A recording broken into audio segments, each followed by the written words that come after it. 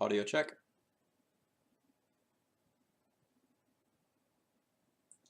Audio check. All right. Good afternoon, everyone.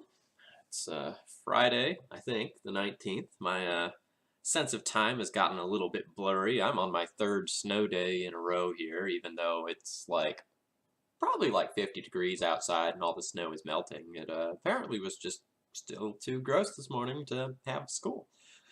But I'm not complaining. That means I'm going to jam another league or two this afternoon for your viewing entertainment. In case you don't know who I am, I'm Phil Gallagher of Thraben University, Death and Taxes enthusiast. So we're going to play a deck that's just one card off from what I've been playing since mid-December. I found that Cunning Spark Mage was underperforming in the sideboard, so I replaced the Cunning Spark Mage with a Recruiter of the card. For the matchups like Miracles and Check Pile, I really don't hate having this guy that can just tutor up another copy of a card like P and K. And P and K is pretty nutty when backed up by Caracas and or an Ether Vial. I don't really have a lot to say that I haven't said about this build already, so I'm going to go ahead and just jump into things.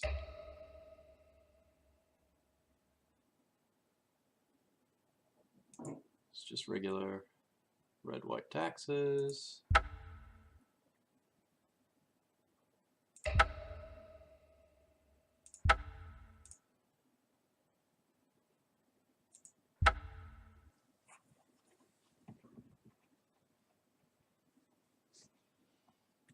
Suppose I need to get my spreadsheet pulled up.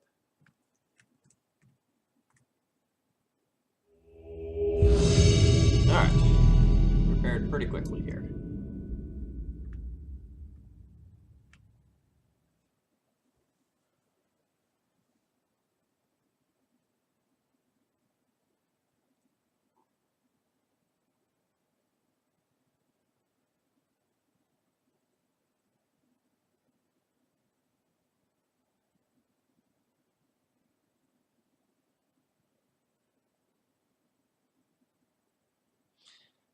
Alright.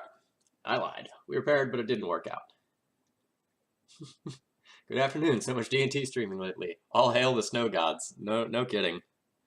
It's been a weird week. I didn't actually have a day where I had a regular day of work. So Monday was MLK Day, so no school. Tuesday was a teacher work day, so I just worked all day, no students. And then I got Wednesday, Thursday, Friday off. It's been a really weird week here. And I'm glad you're enjoying the streams and the content. If you haven't already, feel free to follow. I'm trying to grow the stream and make it better. Got some things in the work. JKA93, I feel like I played against this player last night. Yeah. They play Sneak and Shell. This one has no lands, so we'll ship this one. This one has the right sort of tools that I'm looking for. And Wingmare is fine by me. And I don't want to fetch this turn because I want to draw that Wingmare.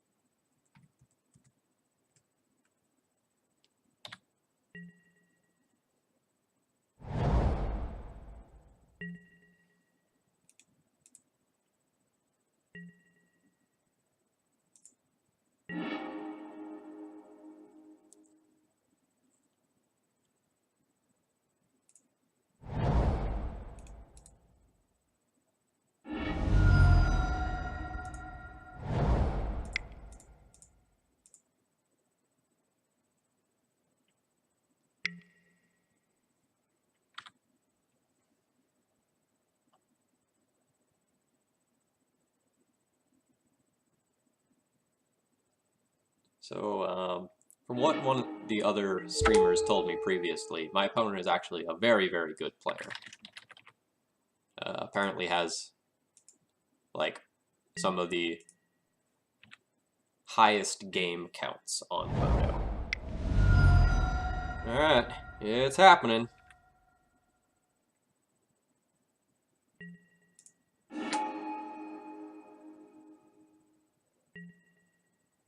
Alright, they have a Grizzlebrand. It's not great for me. I'm only really worried about the Emrakul, though. There's the Emrakul. Alright. And this is why I think Sneak and Show is a bad matchup. Like, we had all the tools to stop a show and tell creature in. We stopped Omniscience plus spells in. But if they just Omniscience into creatures, I can't really interact on that axis very, very well. Game 1 loss to turn 2 Omni to Grizzlebrand and Emrakul. But we'll be on the play for the next one. Alright. So we'll board in Containment Priest. It's not great against Omni, but it's good against the other sides of their plan. We'll board in Canonist. It slows them down. Again, decent against Omni. We'll board in Relic Order. It can, why not Caracas Pass? Because they're not going to, hit me with a creature this turn. Like, almost under no circumstances will they hit me with a creature. They would have to, like, Ancient Tomb, Lotus Petal, Sneak Attack, Lotus Petal, Emrakul, or Grizzlebrand. So just holding up Caracas is actually a bad play. Like, it's not really using my mana efficiently. And if they have the Omniscience, which is the only thing that I'm scared about, then Caracas actually does not beat Omniscience. Like, sure, you bounce it, they recast the Emrakul. Or you bounce it, they recast the Grizzlebrand. Like, there's very little that like holding up the Caracas there actually accomplishes. I need to get a clock in play and have multiple pieces of disruption in order to win this matchup. And I'll also board in the Recruiter here to go and get my hate pieces that actually matter. The Rest in Peace doesn't really do anything here. The Swords to Plowshares don't really do anything. Jitte is not particularly good.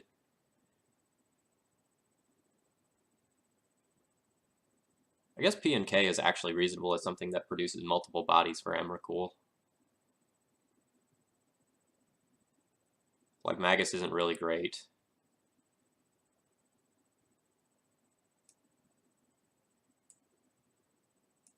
Actually, probably actively bad, since it shuts off my Caracas. So I can board in a Crusader and a P and K instead. Yeah, that seems reasonable.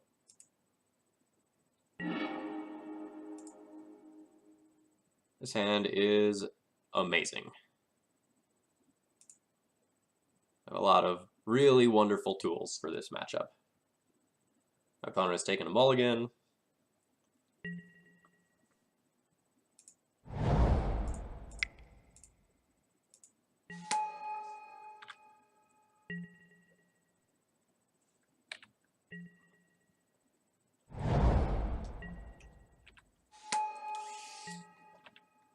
Alright, my opponent has mana. I hope this isn't a turn 1 show and tell. That is a turn 1 show and tell. That is not good for me.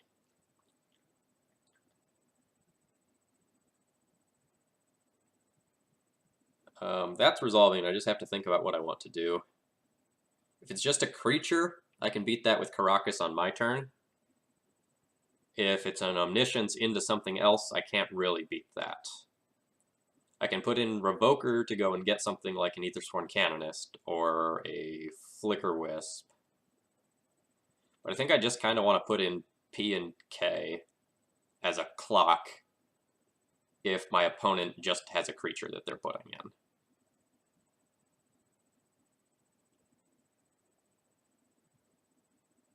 It's an awkward spot.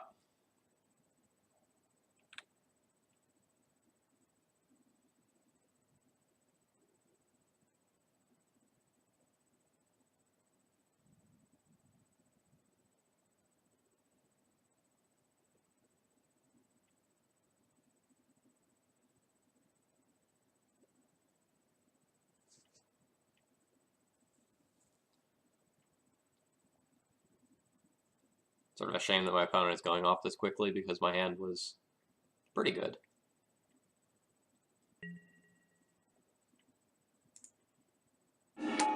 Alright.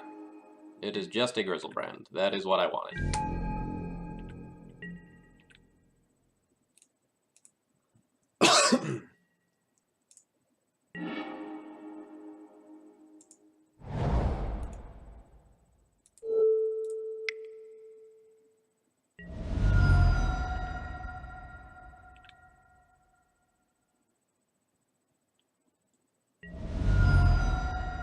Wow. My opponent is going for broke here. They're recognizing that this P and K just has them dead. And just going for it.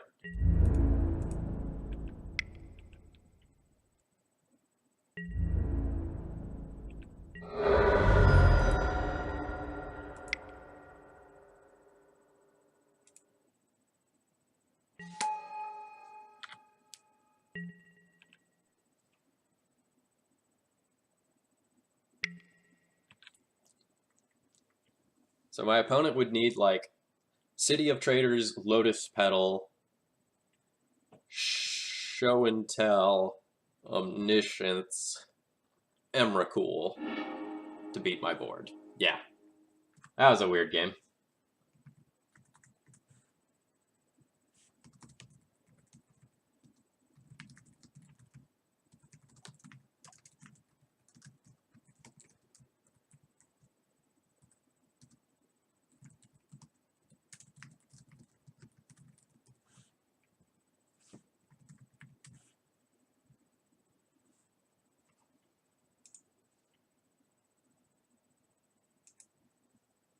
So the plan of put in P and K worked out very, very well there. Again, we can't really beat the Omniscient side of my opponent's deck in most scenarios, so I kind of have to play to them not having the Omniscience.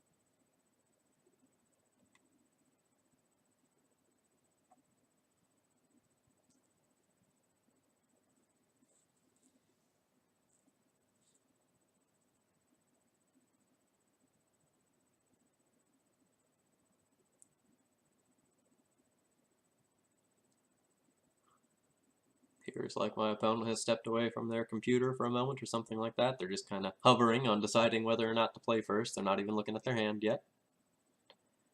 So be it. So, okay. While they're just kind of not doing anything, here's what the deck list looks like for today. If you were with me last night, it's the same thing I'm running last night. If you've watched me stream previously, it's the same red-white build that I've been working with, except the Cunning Spark Mage in the board has become another recruiter.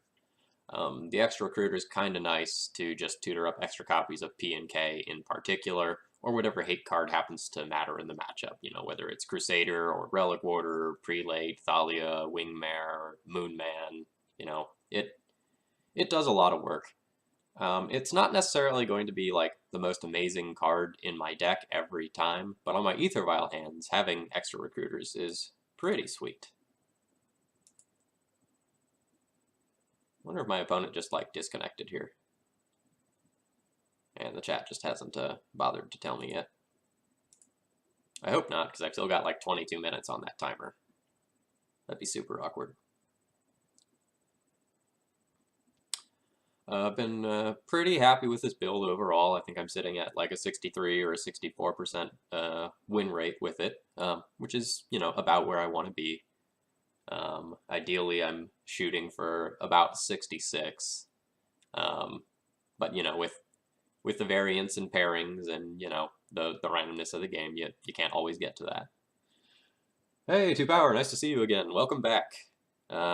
We're going to game 3 against Sneak and Show now, I believe. Yeah, we're going to game 3. Game 2 was really weird. This is sort of a medium hand. It has a Thalia and a Recruiter, but otherwise not a lot of interaction, and I really need another land.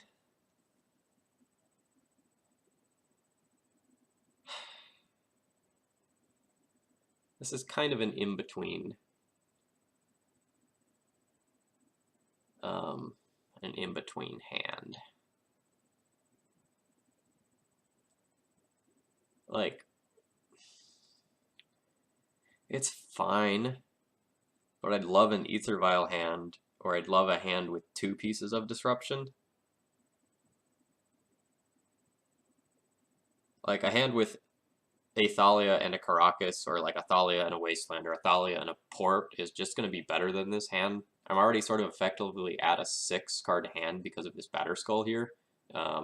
Like, I know I have the Stoneforge, but that's not really how I want to be spending my time in this matchup. I think I need more disruption than this to win this game, especially on the draw. So what are good... So I see your question there. I will answer that in full after this match, or when I get to a slow point. So the good thing about this hand is if I draw some lands, I can Recruiter for Leon and Relic Warder, or Palace Jailer, or Revoker. So this might be good enough. I'm going to reluctantly keep this one.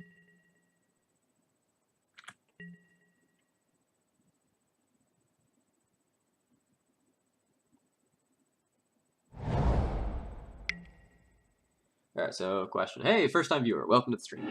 On your website, you say about Magus. Oop. It frequently comes off a vial as a surprise as well, not giving the opponent the opportunity to fetch in response or float some mana. Can you explain that? Yeah. So imagine that my opponent has like 3 lands in play, and 2 of them are fetch lands. If I tap my vial on 3, and my opponent says, yes, that resolves, then Magus of the Moon comes in, and they don't have a chance to fetch after they see the Magus. So the Magus can just act as a complete surprise and sometimes just sort of get my opponent. It won't always be the case that happens, but every once in a while you kind of luck out. Okay, drawing a Port is pretty insane. We're going to get to curve Thalia into Prelate. And that is likely enough to lock up the game. Assuming the Thalia resolves, and assuming my opponent doesn't just, like, go off through the Thalia on their turn 3.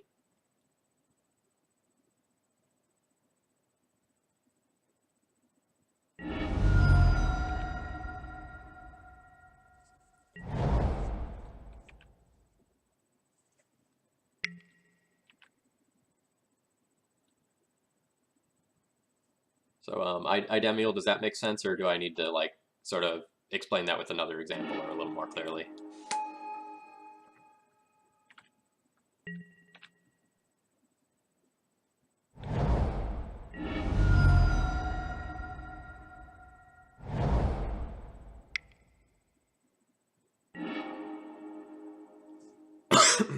Alright. So the show and tell is happening.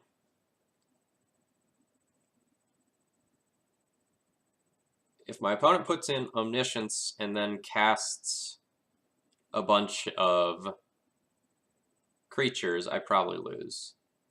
Specifically Emrakul. But if my opponent just puts in a Grizzlebrand, I can very potentially just beat that. I think I'm going to put in Recruiter of the Guard, and then plan on getting either Leonin Relic Order or Palace Jailer, depending on what my opponent puts in. Like, if they put in Omniscience and pass, I can get Leonin Relic Order and eat their Omniscience.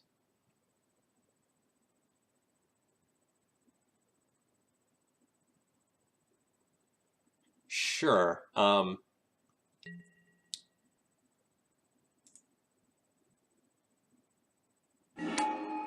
Alright, so there's the Omniscience. So I'm going to hope that my opponent does not have a creature, and that they just have to pass the turn here. And accordingly, get Leonin Relic Order.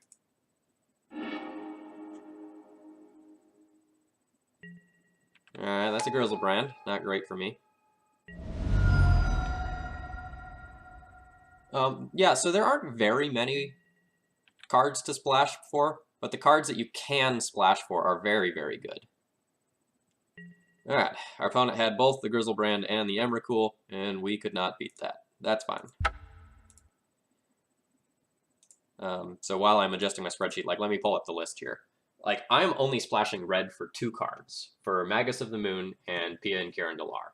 And both of those cards are very, very good and do unique sorts of things that the mono-white build can't do.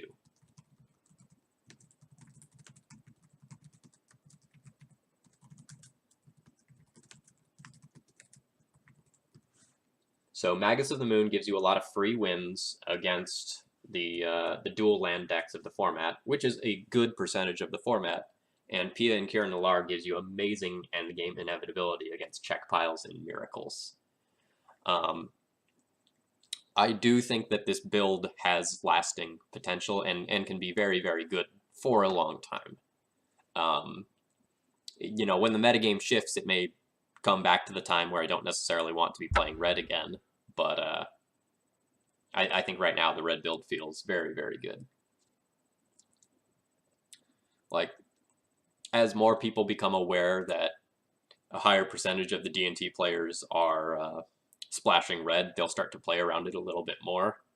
But a lot of times you just can't play around the Magus of the Moon because you don't have basics to fetch in your deck. No, I don't mind repeating things. Like, I'm streaming now, you know. I have different people in the stream every day. I answer a lot of the same questions a lot. Like, I'm a teacher, so I'm used to answering the same questions over and over again. So that sort of thing doesn't bother me at all. When you have questions, ask, and I will answer them as I have time.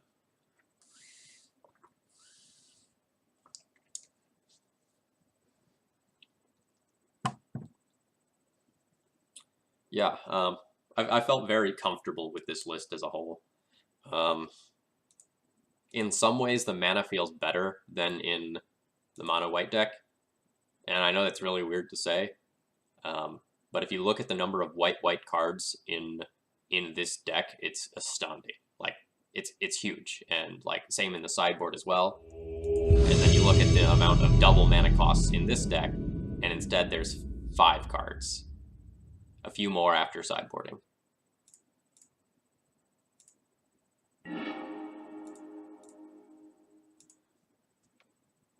Alright, we are playing against ThrabenU, who looks to be probably on some sort of 4-color control deck. So this hand seems great against that. On the draw here, I am on the draw.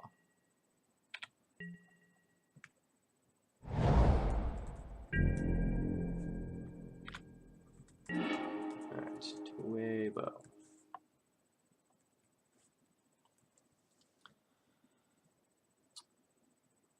What do I want to lead on as far as my land goes?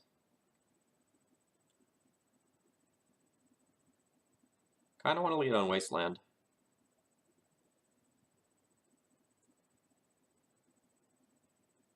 So I'm probably curving Violent or Rest in Peace no matter what. So I guess I should just play a white source and not show my opponent that I have a Wasteland.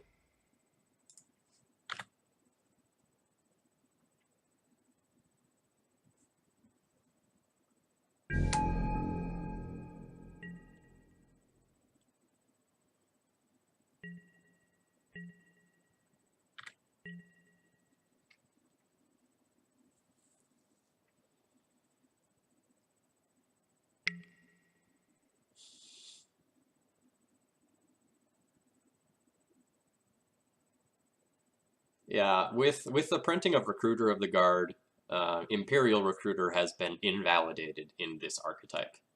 Like, Recruiter of the Guard fetches Flicker Wisp, and Imperial Recruiter doesn't. So, like, for the Death and Taxes build, it's easier to cast, and it fetches more things. It is strictly better in this shell. It's not, always strictly better in Legacy, because, there are other decks that want to fetch differently. But it's very, very powerful here. And I'm going to play the Rest in Peace before the Thalia here. That'll just shut off all of my opponents, like Snapcaster Mages and things of that ilk, as well as Deathrite Shamans. While also allowing me to play Thalia next turn with some combination of Mom and Thalia backup.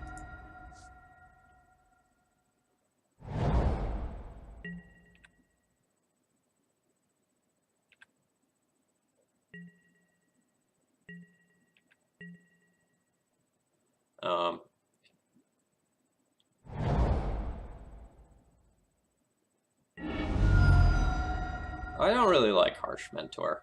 I've talked about this before in various places, but I think Harsh Mentor is not the sort of card that you want to be playing in this deck. It doesn't do a lot of things that you want the deck to do. Like, it's not a good enough aggro card to be good in combat against a huge portion of the format. It's not a good enough control card to, like, really synergize well with what the rest of the deck is doing. Getting red on turn 2 to cast that on curve is kind of difficult. There's a lot of problems with the card.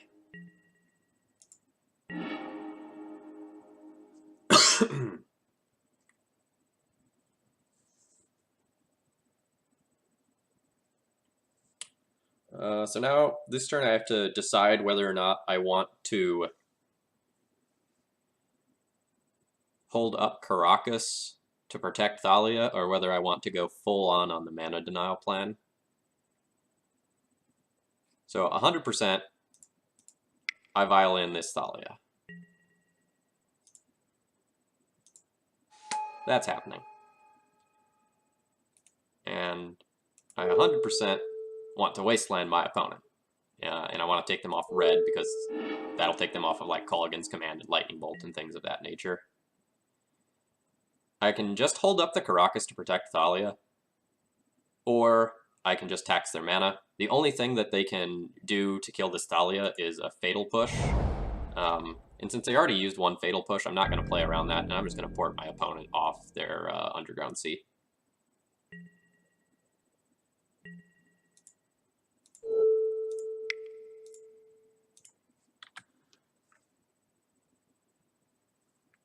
I don't even know if it's that great in Blue-Red Delver. Okay, there's the Fatal Push I didn't play around. That's fine.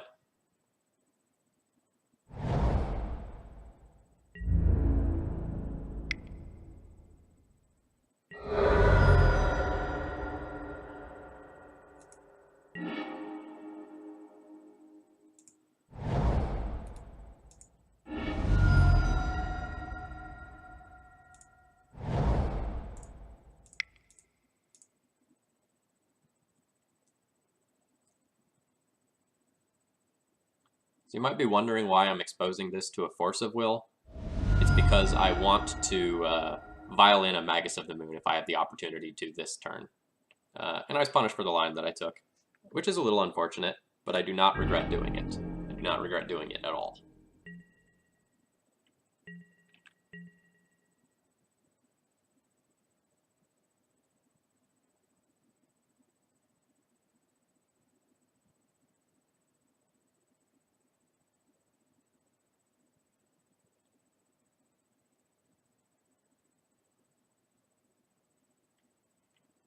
I just don't think that Blue-Red Delver really has the slots to make that work. Like, I think that deck list is relatively tight. Like, yeah, the prowess creatures and the main core threats, and a lot of your sideboard cards are pretty stock as well.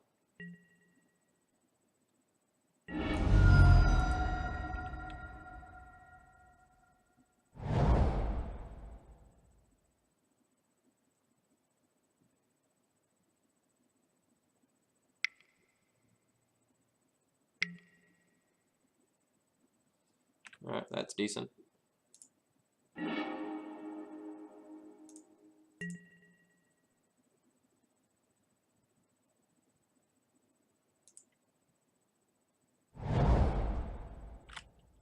So I've gotten punished for a lot of the lines that I've taken this game, but I don't think my lines were necessarily wrong.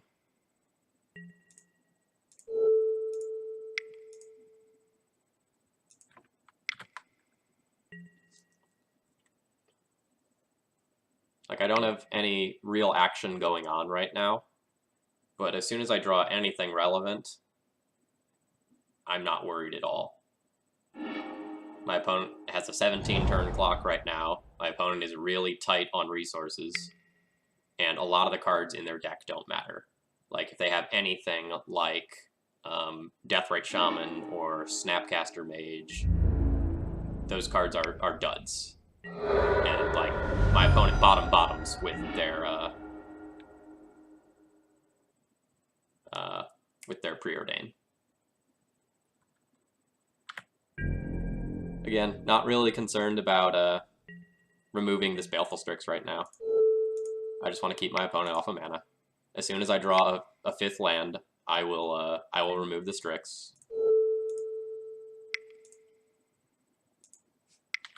But I'm not in any danger of, like, getting him to Turok and losing these swords or anything like that right now.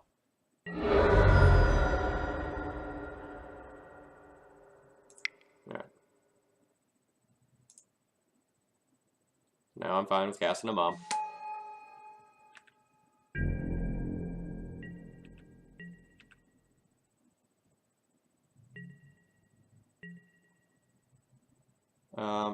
It's very possible my opponent has some sort of red removal, so I'm going to keep porting them off of black. Again, avoid something like a Hymn to Turok. And at their end step, I'll Swords to Plowshares the Baleful Strix.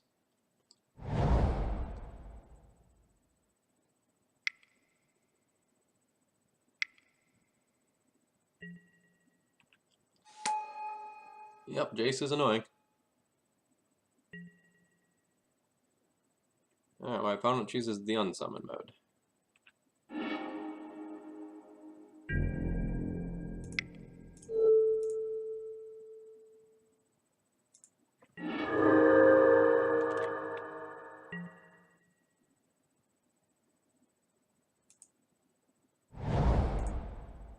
And is not really what I want to see here, but not the end of the world.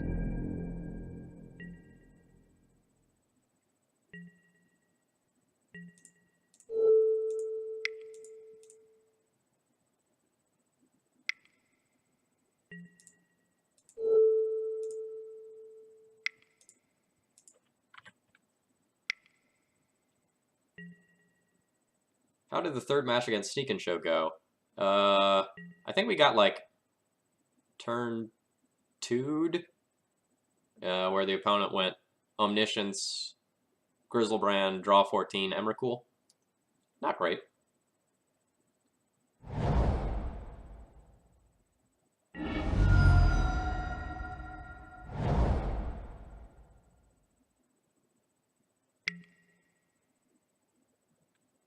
So my opponent is still digging for something to get rid of this Mom.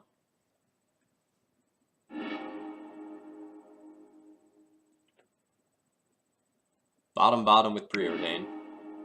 Alright, they have a Lightning Bolt. Baleful Strix, sure. Thalia is great.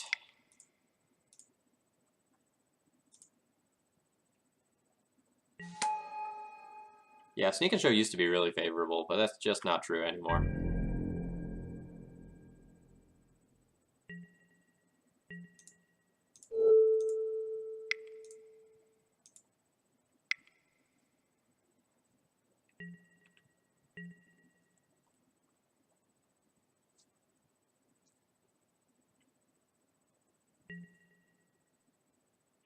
Yep.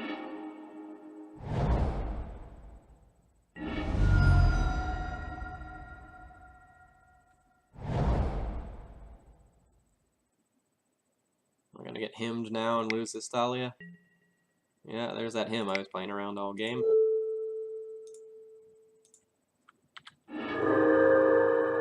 So, like, even though my opponent has a Jace, they're still not in the best of positions.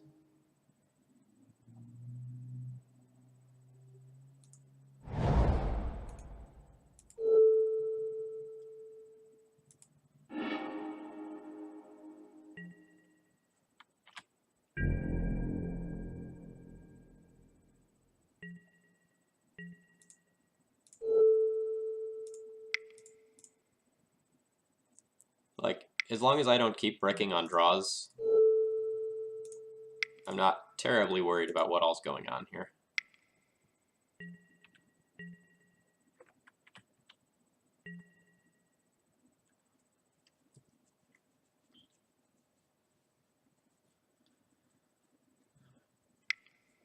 I sort of wonder if my opponent should be starting to Fate Seal me.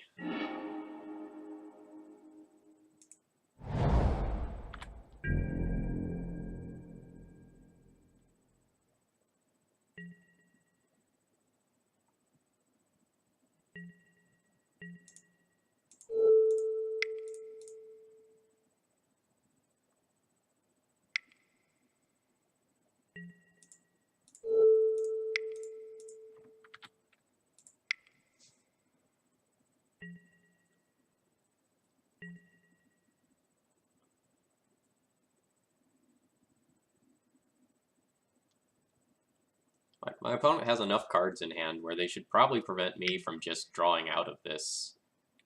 Like, every time they've cast one of these preordains, which apparently there are a billion of them in their deck, they have done bottom, so they're filtering through a lot of bad cards.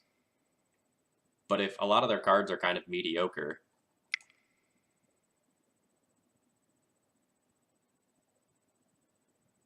then why not just Fate Seal me, try to eliminate what I'm doing? Right, there's Leovold.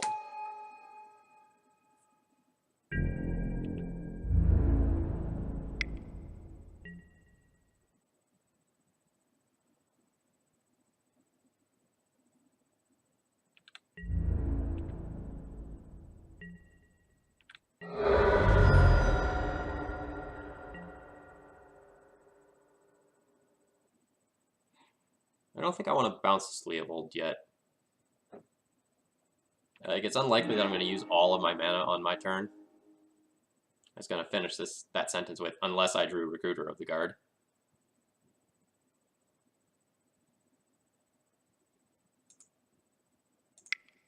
Let's see if this gets forced. Does not.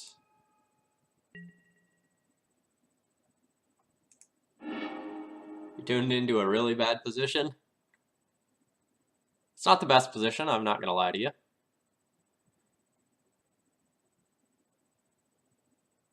So I can get P and K, and then a turn down the line, I have the P and K engine of like P and K plus Caracas. But that's super bad to an opposing discard spell. I can get Magus of the Moon right now, which my opponent can bounce for a turn, but if they bounce it, then I'm in trouble. But if I get Magus, I can't actually get through the Jace that's on board right now. I can get a Revoker for the Jace.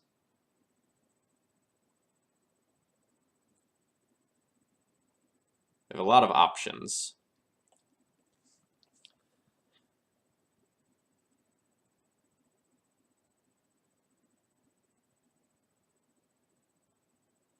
Sort of unfortunate that I don't have a second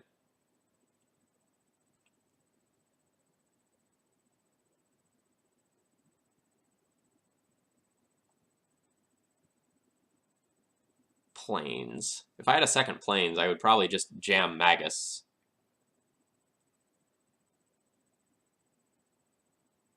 Like, if I jam Magus, it's not great. So I think I'm gonna, like, go for the P and K line. But the P and K line involves getting a Flicker Wisp first. So what I do is I Flicker Wisp the Recruiter. My opponent didn't counter the Recruiter, so they shouldn't have another counter spell here.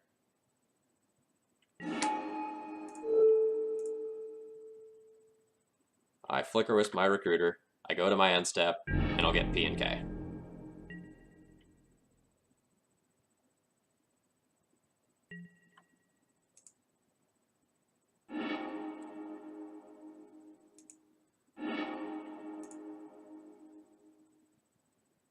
Yeah, Magus doesn't seem too bad, but I don't know that I can afford to Magus. Yeah, Flicker was secretly Emrakul. I don't really know what happened there. That was weird. My opponent still refusing to use a mode other than Brainstorm with their Jace.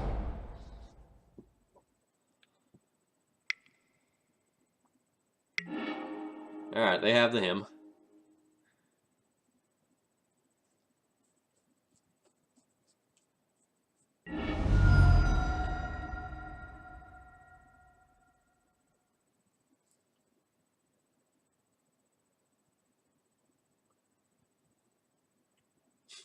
New Moto bug. Correction, classic Moto bug.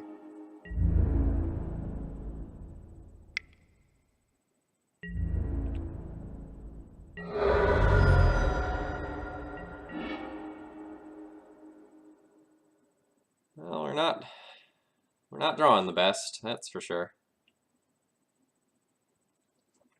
I now have the question of whether or not I want to trade the recruiter for a Baleful Strix, and I don't think I want to do that. I think I want to keep the recruiter around in case I draw a Flicker Wisp so that I can flicker the recruiter again and go get something else that matters.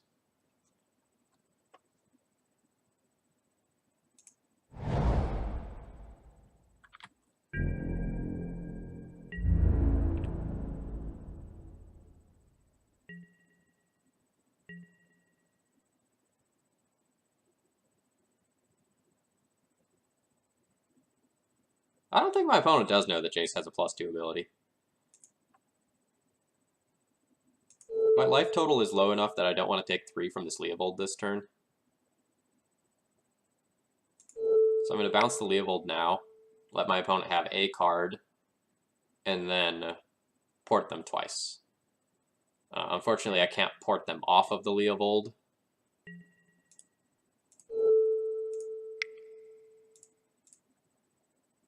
But I can port them off of a red card and keep them from doing, like, Leovold plus something else backbreaking.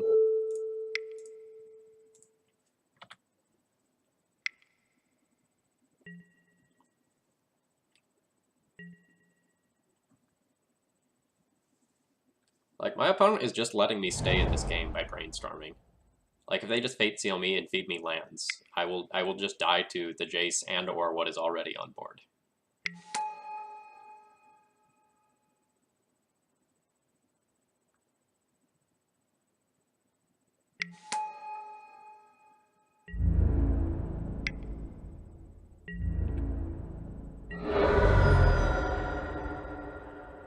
That's frustrating.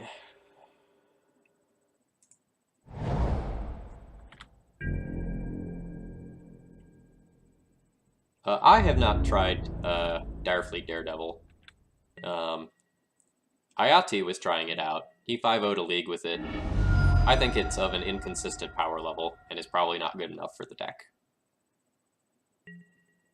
Alright, my opponent is out of lands in their deck that matter.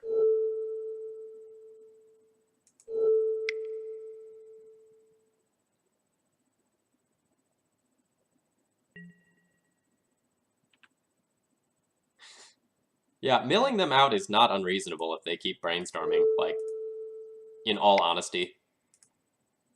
My opponent is not switching to Fate Seal mode to just kill me. They're just giving me infinite time to draw out of this situation.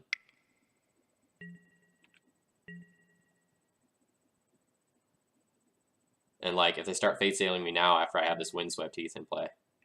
Alright, so they Fate Seal me. It's really late to start doing that.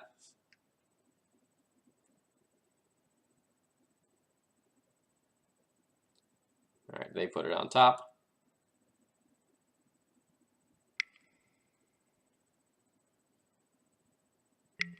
There's that Leovold again.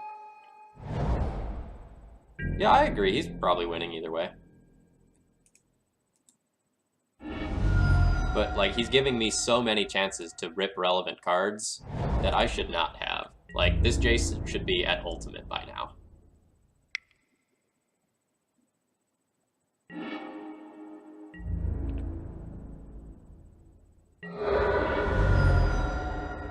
Alright, well, if my opponent doesn't have a counterspell or a removal spell, they're super punished.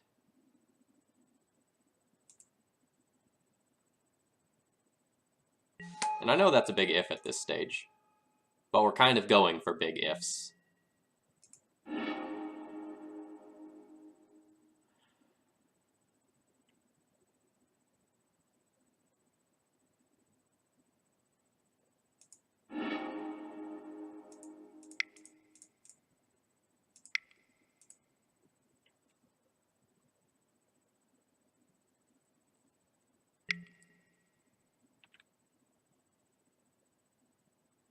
So if I cast Batterskull, he goes Jace, bounce, attacks in, I get hit with Leo and Strix.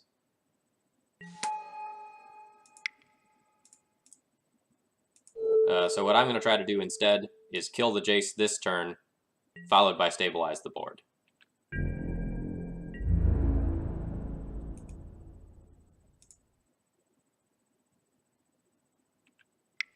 Again, if my opponent has like a Fatal Push or something like that, I'm super dead here. Yes, the 4-color mana base and Wasteland. You bet.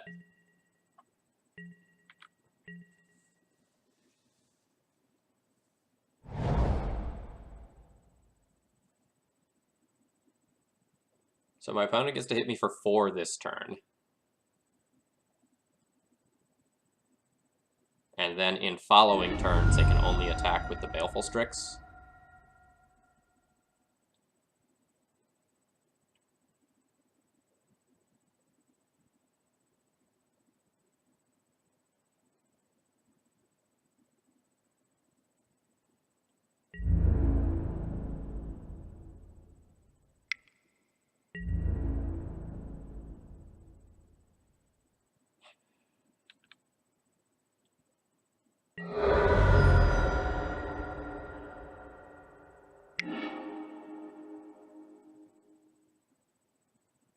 Alright, my opponent just lightning bolted me.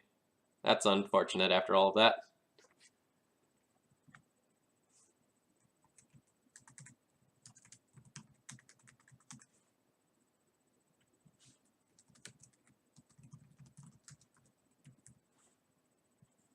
We lost that game to Jace, despite our opponent's best efforts to let us win it. Oh well. Alright, so we're playing against check pile. So we sort of board in our inevitability. We board in P&K, and Recruiter to find it, and Mirran Crusader because it's annoying, and Prelate and Cataclysm. We start by trimming our swords to plowshares. They're relatively dead. Revokers aren't necessarily a safe card. Like, they can shut off Jace the Mind Sculptor, which is really, really nice. But it's not reliable at doing so. And it's another card that eats it to Culligan's command. I don't like Palace Jailer in this matchup. It's very, very risky. Like, when my opponent has a bunch of disposable creatures, like Baleful Strix and whatchamacallit?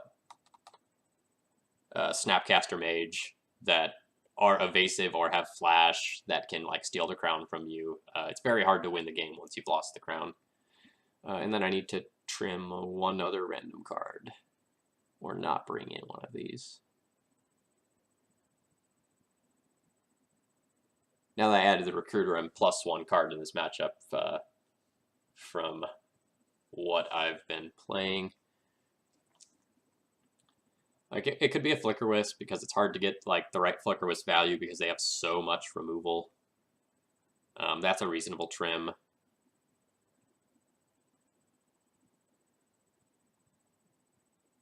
Jitte's not particularly strong either, but it's a piece of equipment, and those take over games. I can trim a land, but I really need to hit red for P&K, so I don't think I want to do that. So I'll trim 1 Flicker Wisp. Thoughts on the Legacy Shops decks that don't have shops? I guess it's better to call it Affinity.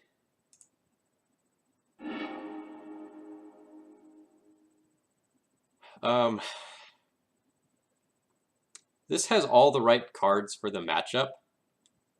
It needs a second land, but it has 2 Ether Vials. I am fine with keeping this. It is a little bit of a risky keep. I said Prelate's not good against Delver. Prelate's so-so against Checkpile. Like, it's a disruptive card. Especially with the way my opponent has built their deck, they have, like, infinite frickin' Preordains over there. So that means that, like, a Prelate on 1 will be really, really good against them. Anyway, about the Shops comment, if I was going to play anything that was like Shops in Legacy, I would just play Red Prison. I think Red Prison is really, really good and is sort of Legacy's equivalent to Vintage Shops.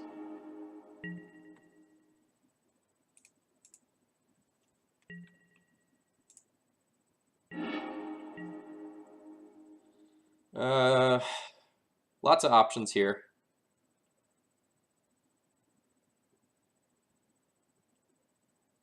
I kind of like sticking Rest in Peace early in this matchup so it doesn't get hemmed away. Although, like, playing Thalia in this spot is really, really good as well. The issue is that if I play Thalia and it doesn't get answered, then I can't Rest in Peace. And if I play Thalia now, I can't protect it with Mom or Caracas. But if I don't play Thalia, I could get hemmed. So there's sort of a weird guessing game as to what my opponent has in hand right now. I don't really need to deploy the second vial this early. 1 in play is fine.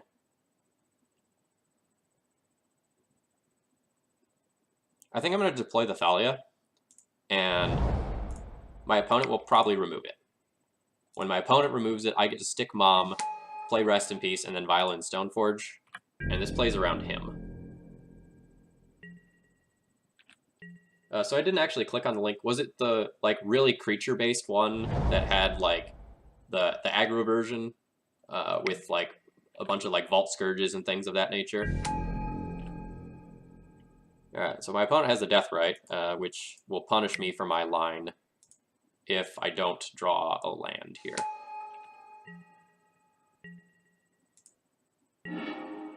Alright, so we get a little bit punished.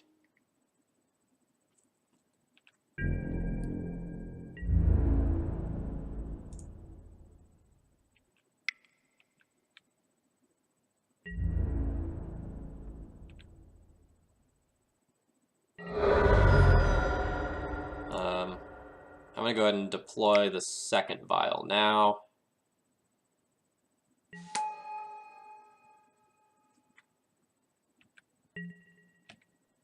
My opponent will get a use out of their Deathrite Shaman, maybe more. But I have a lot going on right now. Like, I'm threatening to have a Batterskull in play on this next turn here.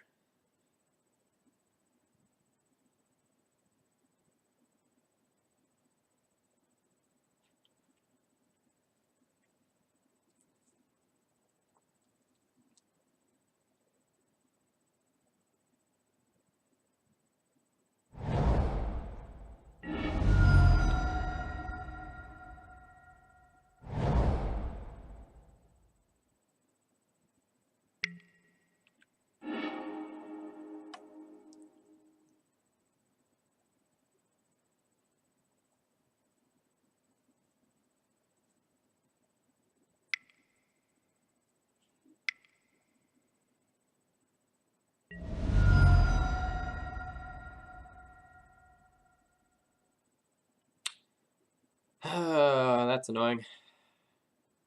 Okay.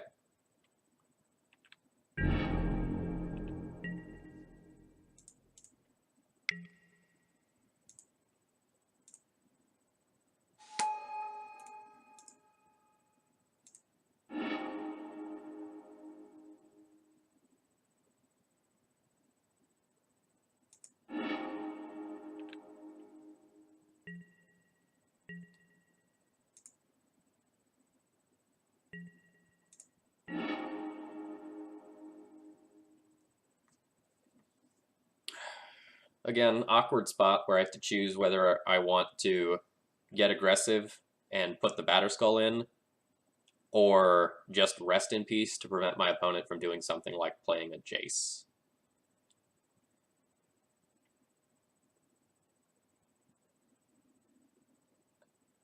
My current plan for winning this matchup is putting this mom in and then using P and K to grind the game out. So if my opponent has something like a Culligan's Command and I put in this Batter Skull and they like Culligan's Command, get the Stoneforge and the Batter Skull, I lose a huge amount of tempo. So I'm going to take this opportunity to resolve the rest in peace. This is playing very, very safe and very, very cautiously. No, if they play like a Jace and they have a land, they chump block with the Deathrite and then bounce my token.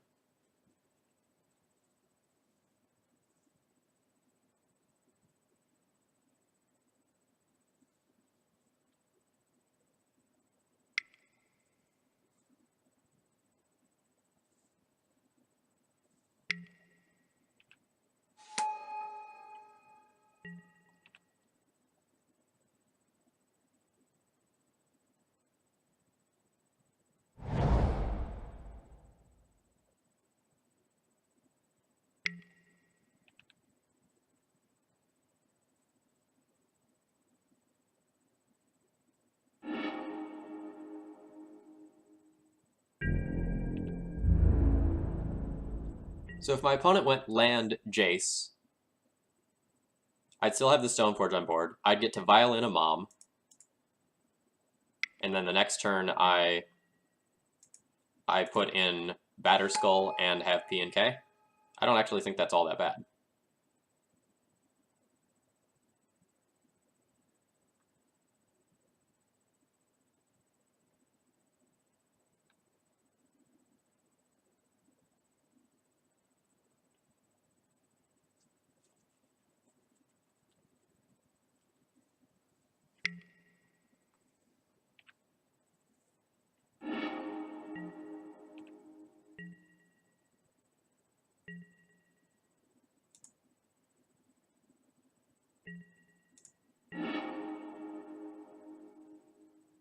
Drawing a land's actually pretty good.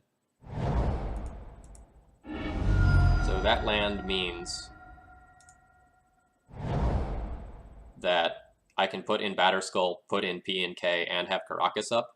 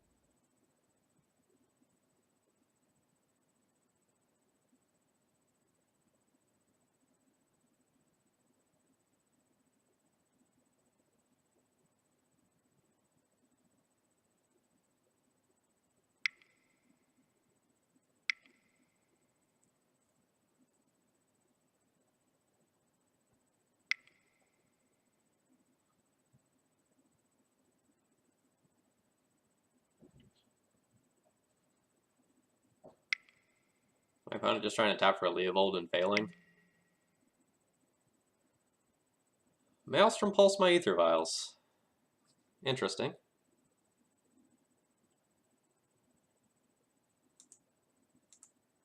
Alright, well, I'll respond.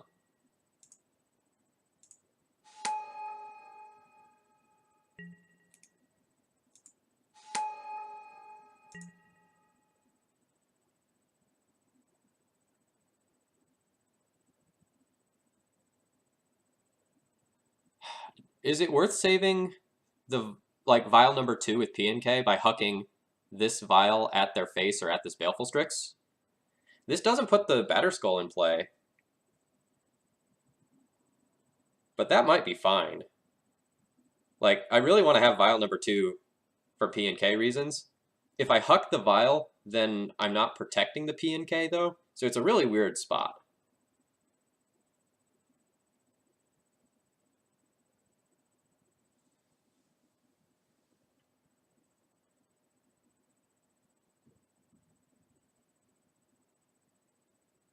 Oh, that's weird.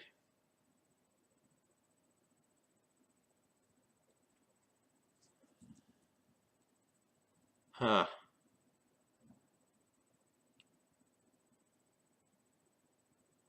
You can't jam Jace this turn, so throwing Vial seems good. Yeah, if I throw the Vial, though, and they have something like a Fatal Push or Abrupt Decay or Lightning Bolt, they can eat the P and K, and it kind of defeats the whole point of doing this. But I can't redeploy the P and K right now anyway. So if I Huck, I can Huck the Vial at the Baleful Strix, and if I do so, then the Thopters can attack through, even if the P and K itself gets removed, and I'll still have Batterskull. That's weird.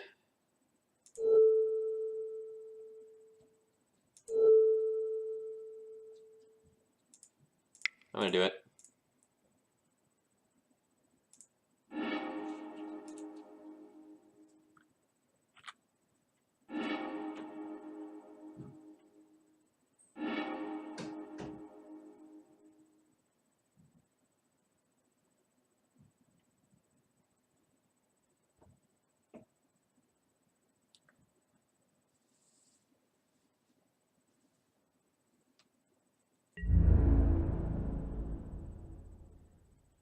I'm not 100% convinced that line was right, but it worked out literally perfectly for us.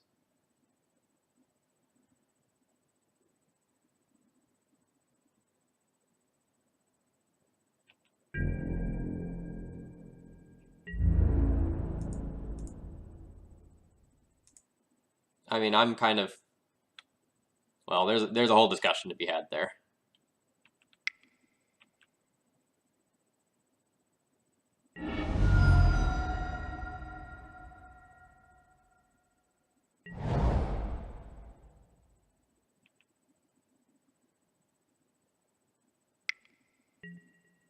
It's just a regular old Snapcaster Mage.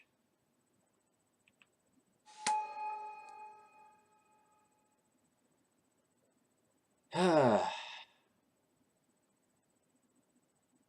I can let him block and bounce the P and K and then deploy Batterskull and then Vile P and K back in on my turn, or I can just Huck a Thopter at the Snapcaster Mage.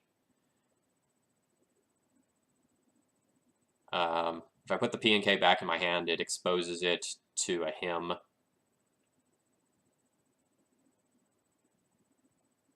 But if I tap low, it exposes it to a top deck removal spell. I'm just going to bounce it and put my Batterskull in, I think.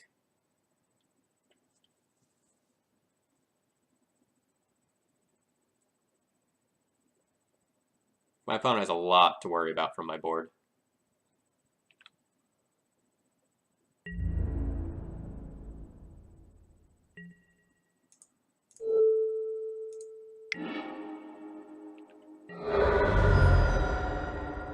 No, I mean, he can him me on his turn. Not right now.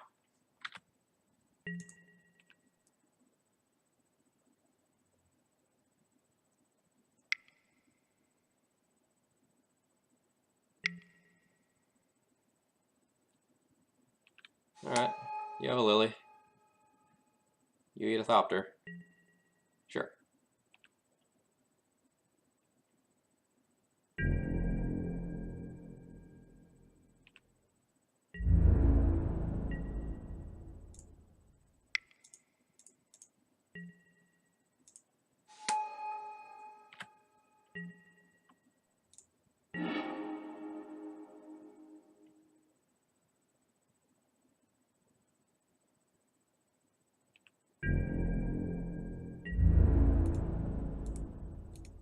My clock's getting low, so I'm gonna stop interacting with the chat. Nothing personal.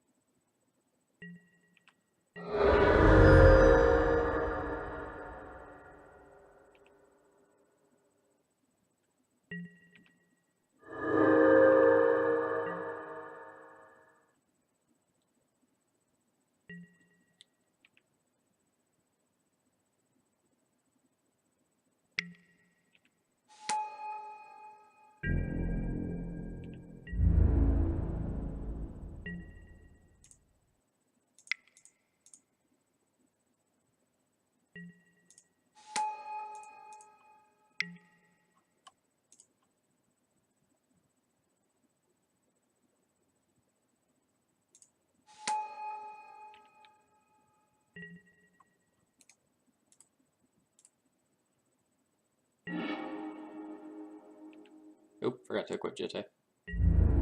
Moving quickly due to clock here.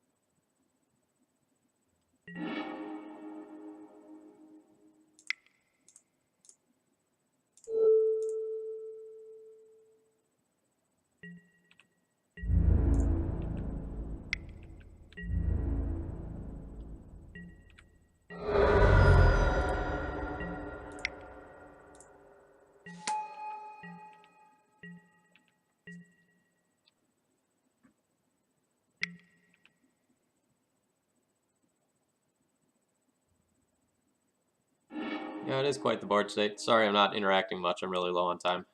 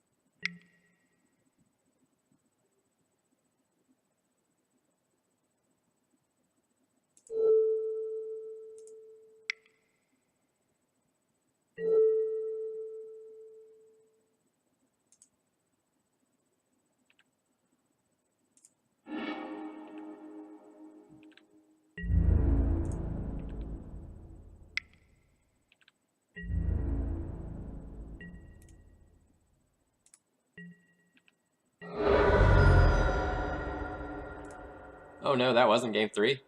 Oh snap, I'm in trouble. I'm in trouble, chat. Thought that was game 3.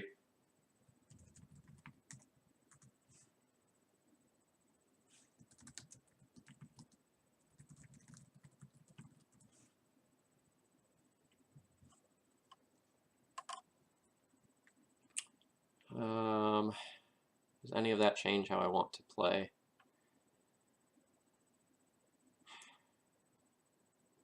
If I need to win super quickly, it probably means that I need more bodies.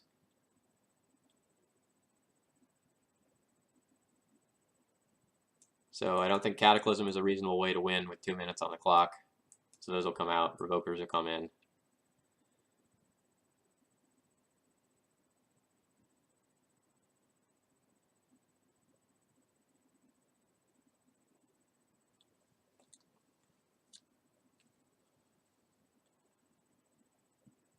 I could even see just like boarding in some Canonists or something like that as additional bodies.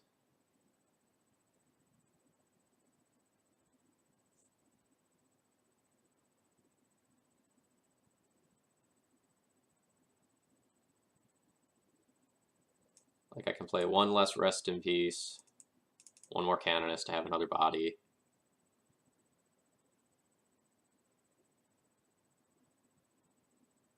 And not play Prelate and play Canonist instead. And like just get a little more aggressive with my curve.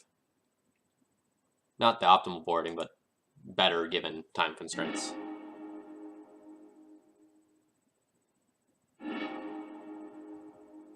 Hand's fine.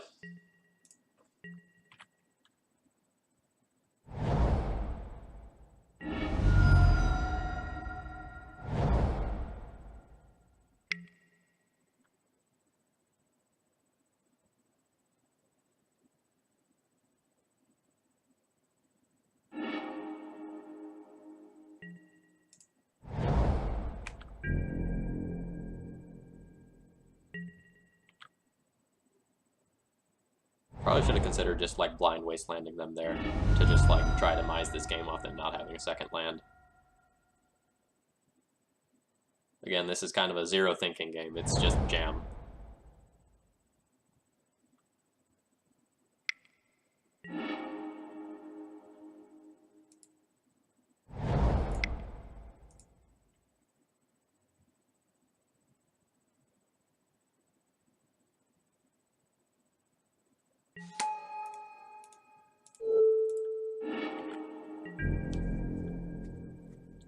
Again, we'll try to gimp them now, see if we can take them off blue. No cantrips. That might be a way to win. Nope.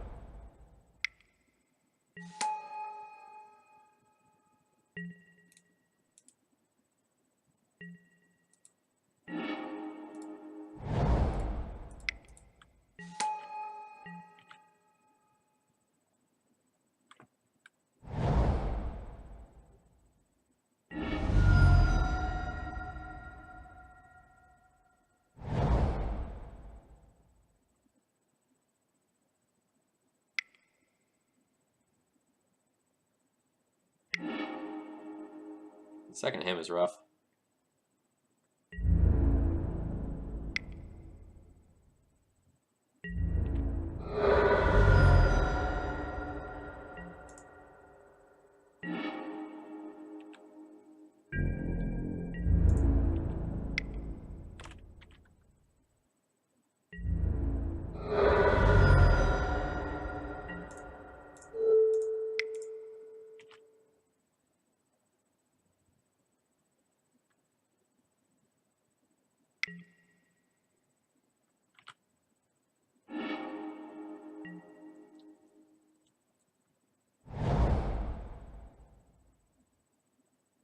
The way my opponent's hand is shaping up, I probably wouldn't beat him no matter what.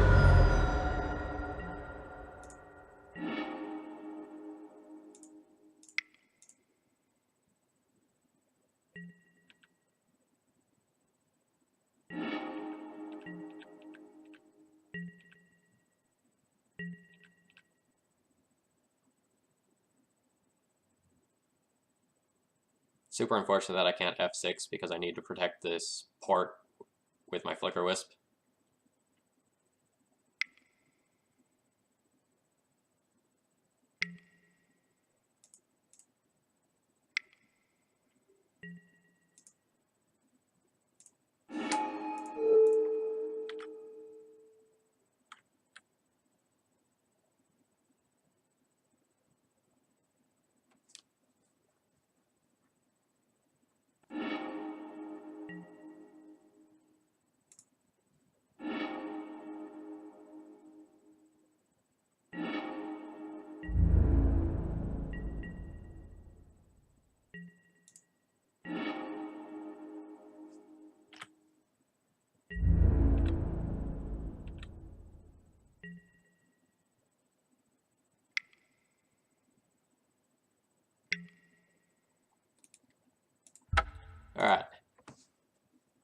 So like technically we're losing by timeout here, but we are not.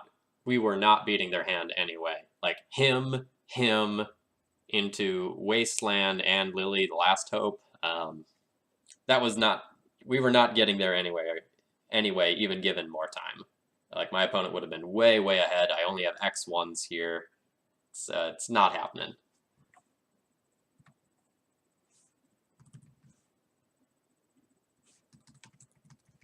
So him, Lily, Last Hope. Man, I wish I would have realized that was only game 2 that I was taking so long on. I thought it was game 3. Whoops. That's on me.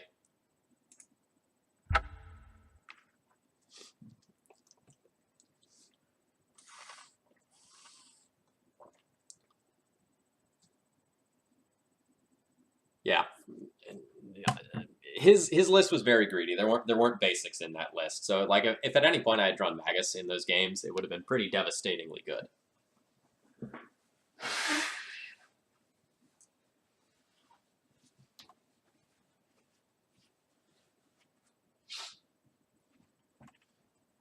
Excuse me.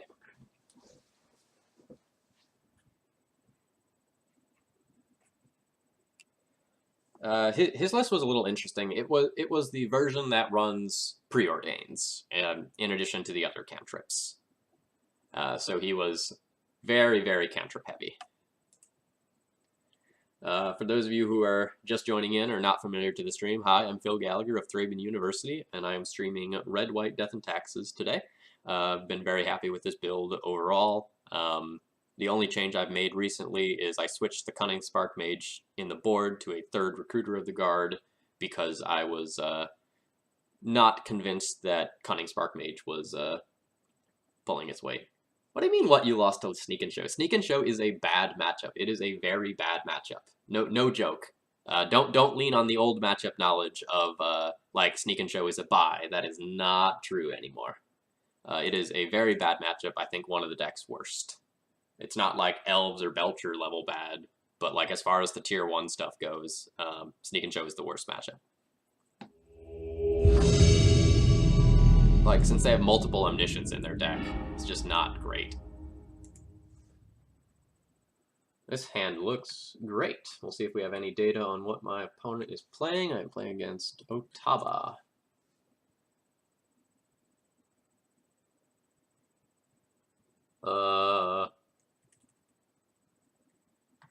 Last seen on Alurin. This is an awkward hand. My opponent's playing Alurin. But, like, it's powerful. Like, it starts with a Vial, has a Mom, has a Jitte. Those are all great things in this matchup. The Palace Jailer is probably not going to be good, but I might be proven wrong.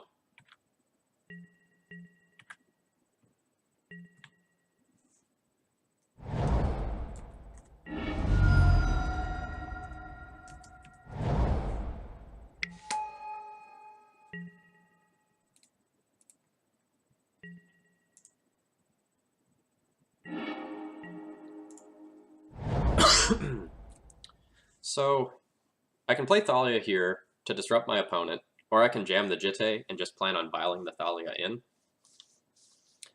The thing about this Jitte is that if I don't cast it this turn, I'm probably never casting it, because, like, if I draw a land on my following turn, I might be very tempted to just jam the Wingmare and just make Alurin absolutely, utterly uncastable. The issue is that if I don't play a Thalia and my opponent goes like land, Shardless Agent, Abrupt Decay, I lose a considerable amount of tempo. So I'm just going to jam the Thalia.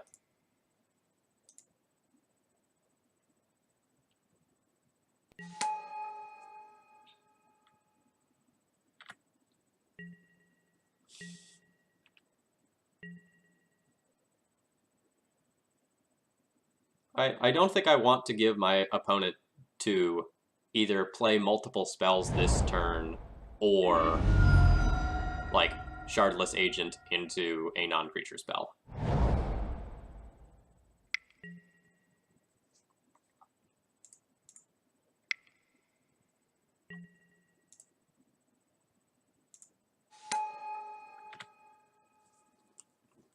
And actually, I'd be relatively okay with it if my opponent took the jitte right here.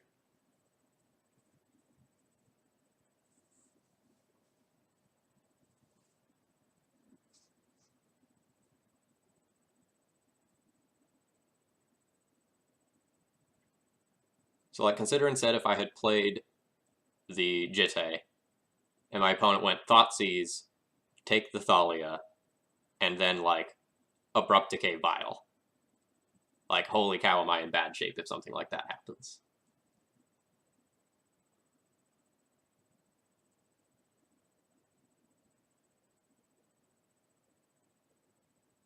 Yeah, I don't really know if D&T needs a pinger. Like, in the 111 matches that I played with Red-White, and I had Cunning Spark Mage in the deck, it was not responsible for any of my wins.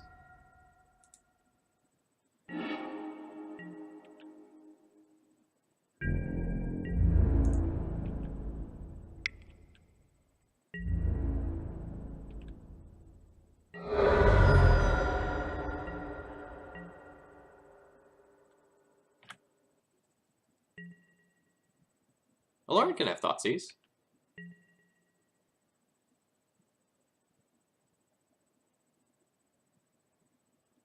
Like, there's a lot of wiggle room around the edges of these decks. Okay, this Cabal Therapy is sweet.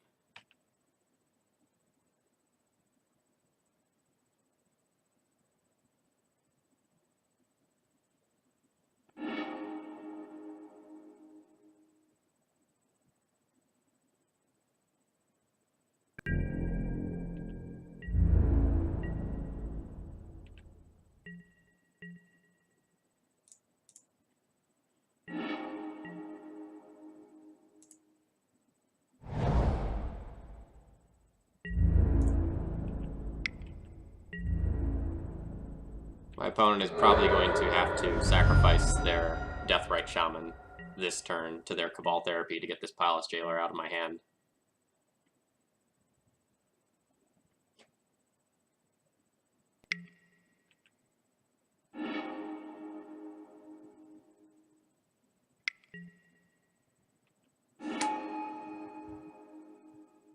Eternal Witness will just get back a land. Okay, and they'll sacrifice the Eternal Witness to get the Palace Jailer off the board instead.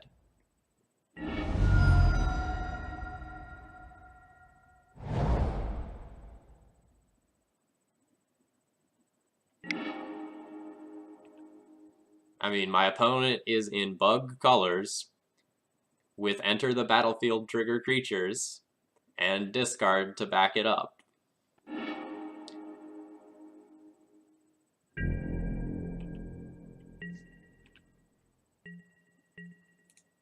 Like, we're talking like either Allurin or Nickfit here.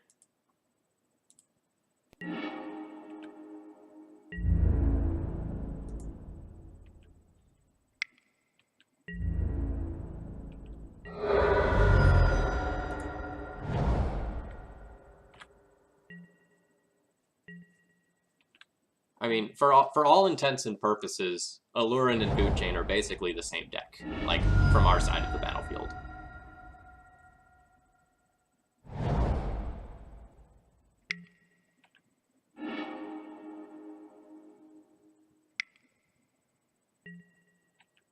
Alright, there's the Allurin.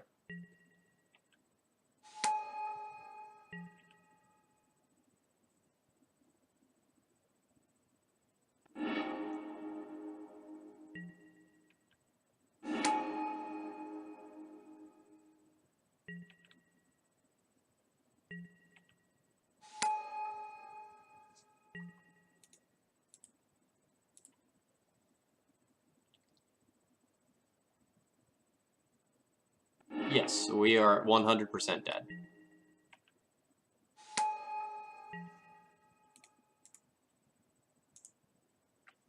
It's going to take my opponent a while to do it.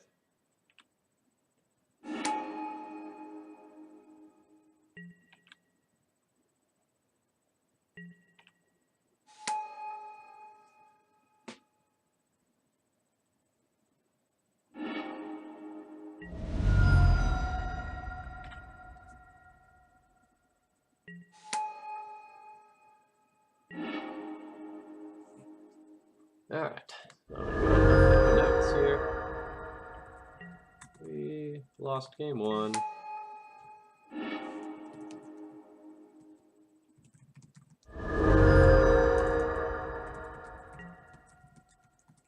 We really lost this one to their discard spells, though, not their combo. Like, they took Jitte, Wingmare, and Palace Jailer for us before we had the opportunity to get any of those into play, and then it's super awkward that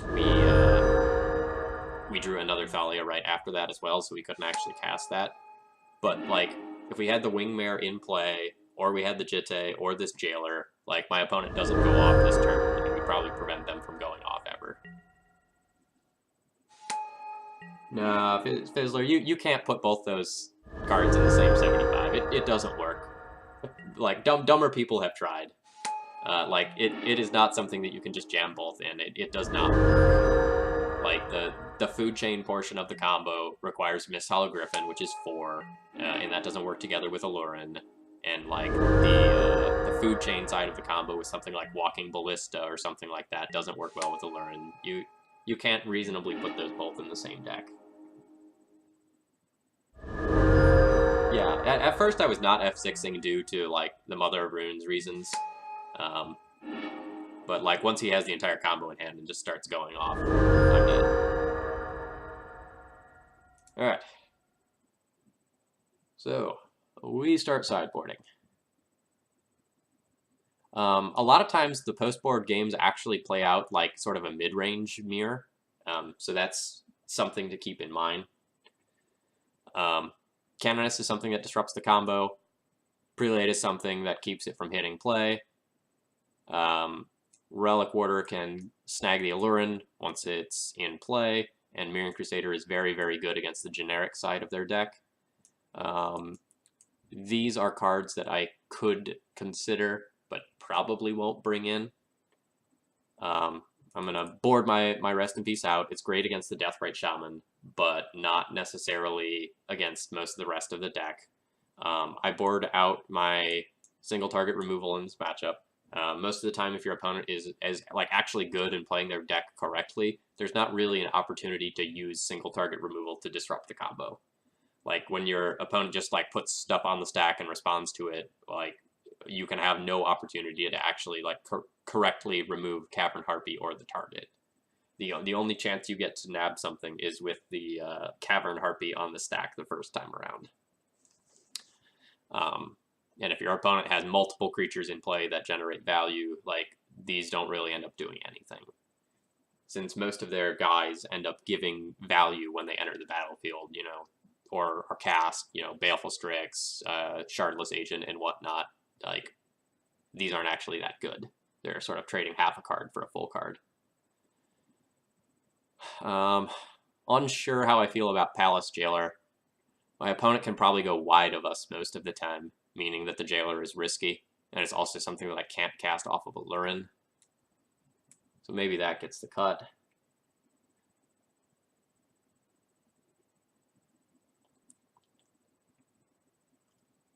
Okay, sure, you say that can work. So I have Man of War targeting a Recruiter. If I already have, like, the Cavern Harpy in hand, then you just Cavern Harpy in response and do it all again.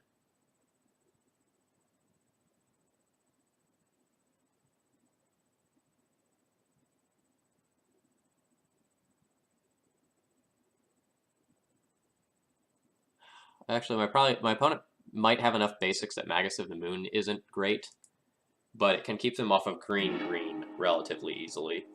So I'll keep them in the deck. I have been getting a lot of awkward one-land Aethervial hands recently. If my Vial sticks around, this is literally everything I want in the matchup. Like, we have Thalia and Canonist and Relic Warder, a Flickerwisp to get Trixie or protect something, and a Magus of the Moon to go and prevent my opponent from doing anything. These are the sorts of hands that I normally mulligan, but a lot of people in the chat have been, like, whose opinions I respect, have been telling me to keep these sorts of hands because they have such high upside if you draw the land and you have a huge chance to draw the land. So like I think this hand is a very close one, but one you should mulligan, just because like if you miss the land, if the vial gets countered, if the vial gets decayed, things go badly. But I'm trying to keep these hands more just to kind of like confirm my own opinions or see if their opinions are right.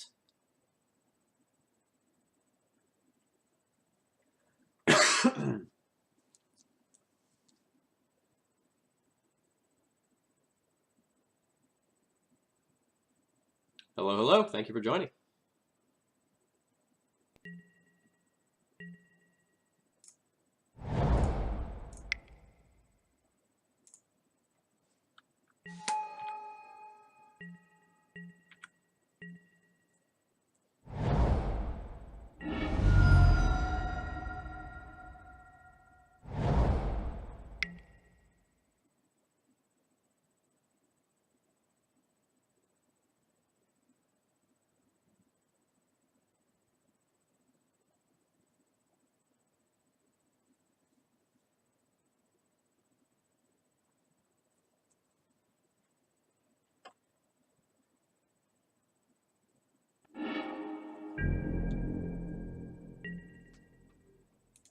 Yeah, I agree with that. Like, Alurin in this matchup can safely fetch basics like the whole time.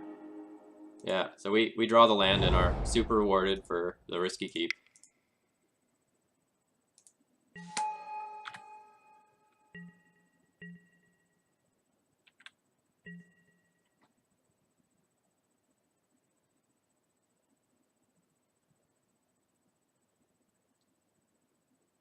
So, like, one of the things about my opponent aggressively fetching out basics is that if their turn one play is a cantrip of some nature, and they fetch for island, they don't actually get to abrupt decay before I get to dump in Athalia off the vial. Food for thought.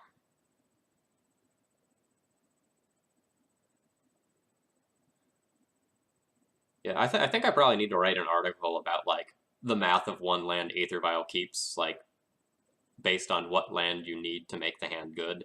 Like, is it any land that makes the hand good, and so you have like 23 hits?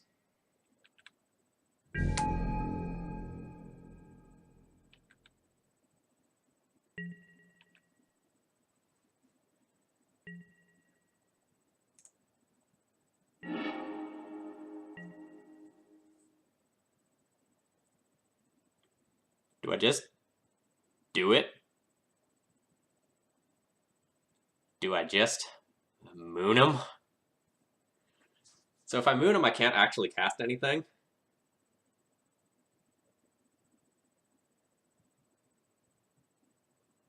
This is weird. This is really weird. So I can just wasteland him and hope to strand this veteran explorer.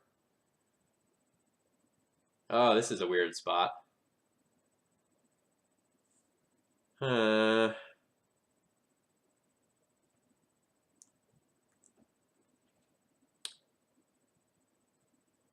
I can put Cavern on Elemental to Flicker Wisp.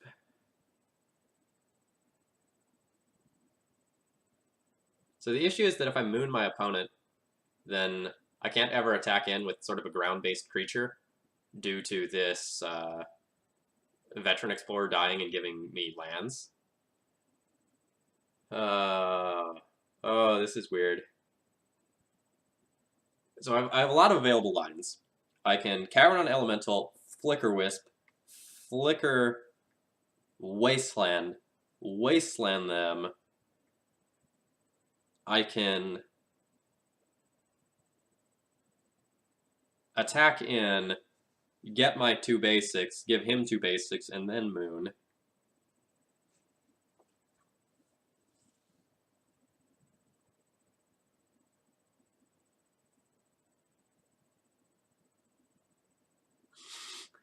Chat says slam that moon it up, you can vial your own stuff.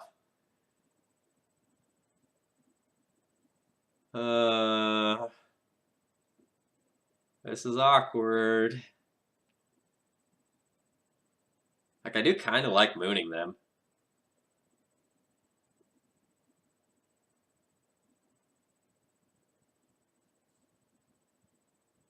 Like, I have this Flicker Wisp that I can start doing things with.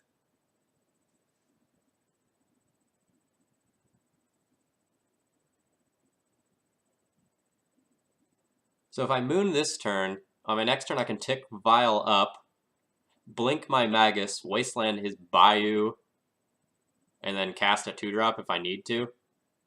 That seems sweet. Alright. I'm in.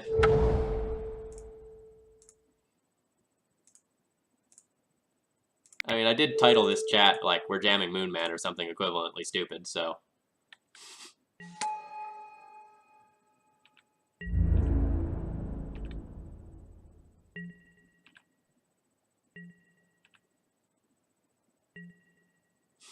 Yeah, I'm a little sad if my opponent had, like, exactly Swamp Cabal Therapy.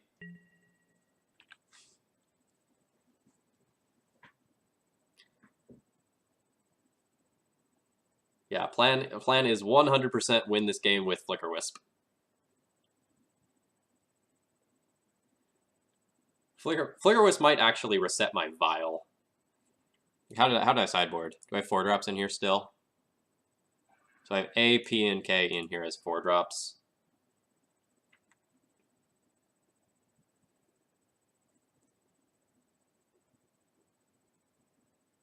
Or I can still do the line I talked about before, where I just, like, Flicker Wisp the Moon Man, Wasteland the Bayou. Oh, man. So now that my opponent played a fetch, that's kind of awkward, because if I Flicker Wisp the Moon Man, then I give my opponent to an opportunity to fetch with the Verdant.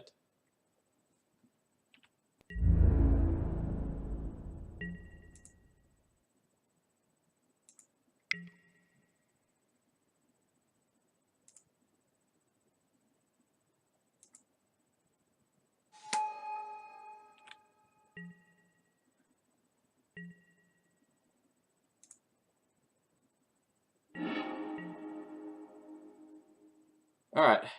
Recruiter's actually really good. It's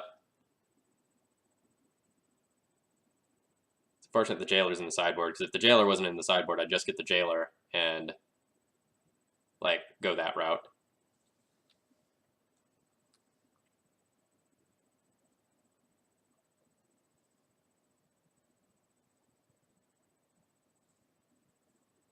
So I can start a Recruiter Flicker Wisp chain, or I can use this Flicker Wisp to push damage. Like, I can Flicker Wisp the Veteran Explorer, hit my opponent for 6. That puts them to 13, and then Flicker Wisp is a 5-turn clock. But more realistically shorter, because on the final turn I can do a Suicide attack in. Or I can do something like Recruiter for Prelate and stop my opponent from ever casting 1s.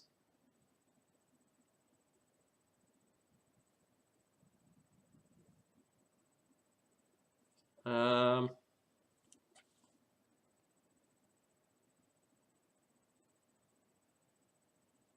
want to push damage this turn.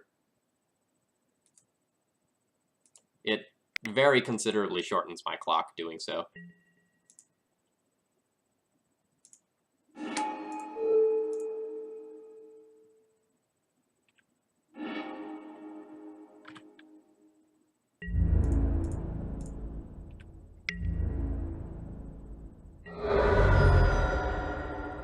So then on my next turn, I Recruiter, get another Flicker Wisp, and then, you know, do the same thing. Alright, my opponent drew a Swamp. Cabal Therapy. Unfortunate.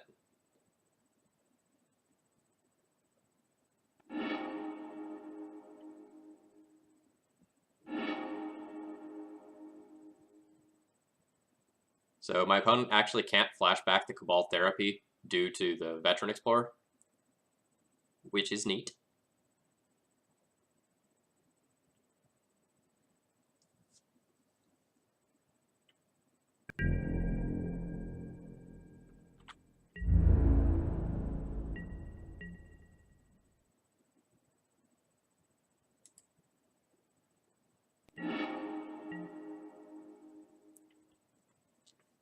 So here I'm actually going to go ahead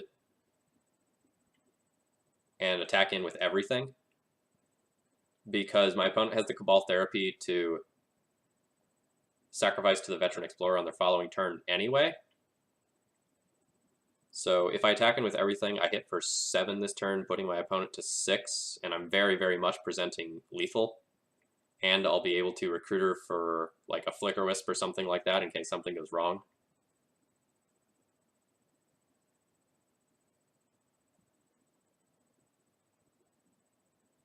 I can also just recruit her for Prelate, put Prelate on 4 so that I can't possibly in any way die to an Alurin.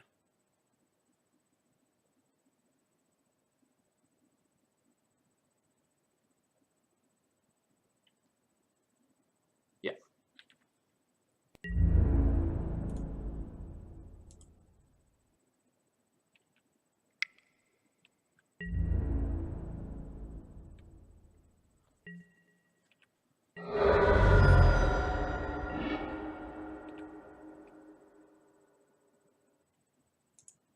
I do agree. Canada saved my bacon.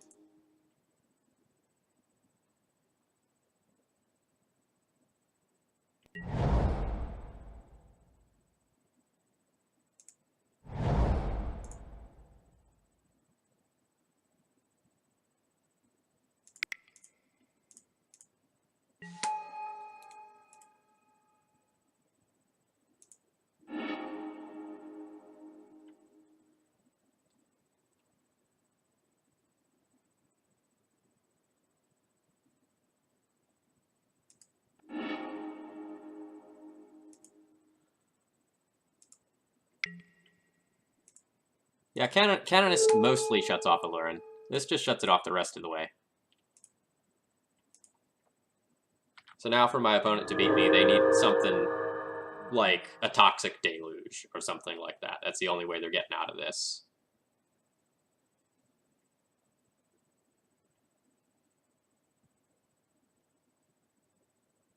Yeah, so the like if my opponent casts Alurin, that's the only thing they get to play for turn, and then I have the Relic Order. So maybe I should have put Prelate on some different number, but I don't particularly think it matters.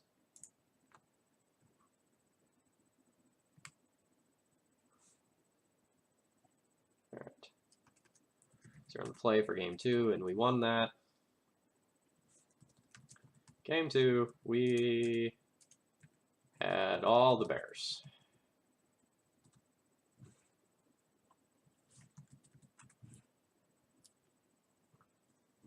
Yeah, I agree.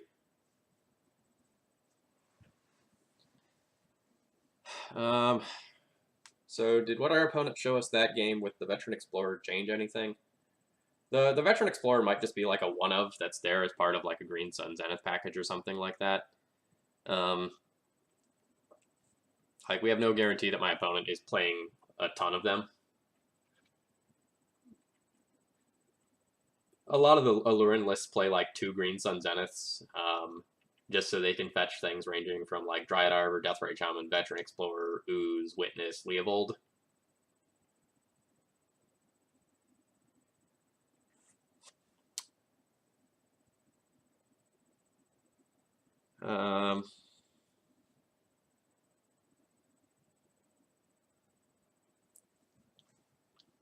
Like, if my opponent starts on a Veteran Explorer or a Deathrite Opener, then the Rest in Peace can be really good. But otherwise, it's kind of a mediocre card.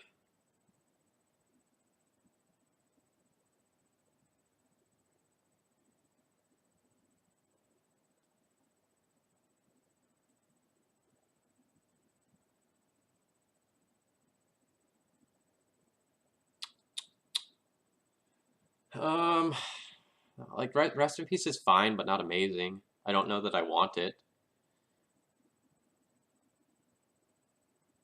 It's a very good card. It shuts off 2 different ways of acceleration.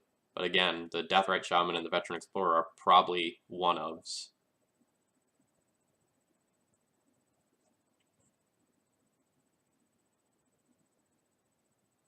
Yeah, his last list had Deathrite Shaman as a 2-of, Veteran Explorer as a 2-of, so I don't know that I'm supposed to board against the cards that he might not have in the early turns of the game.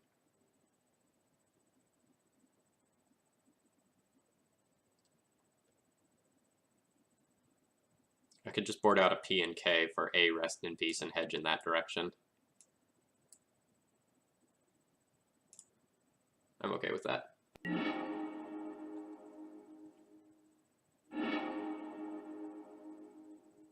His hand is gas.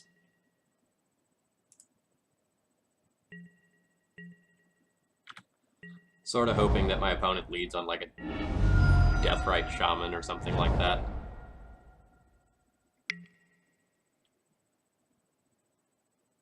This Thoughtseize will be very telling about the nature of their hand. I expect them to take Thalia.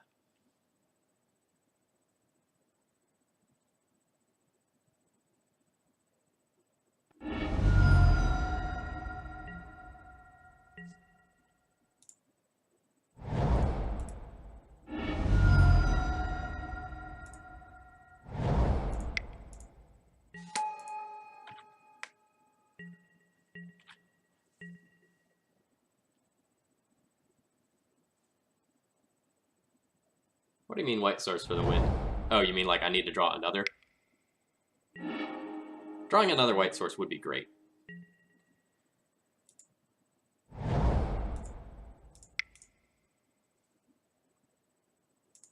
Praise be. Praise be to Thalia.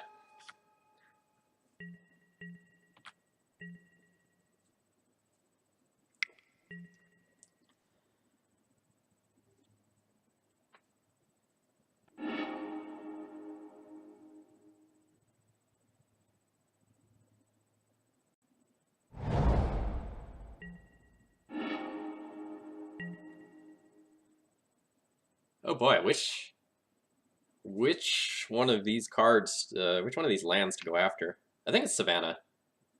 Because I want to keep my opponent off of green-green for the combo.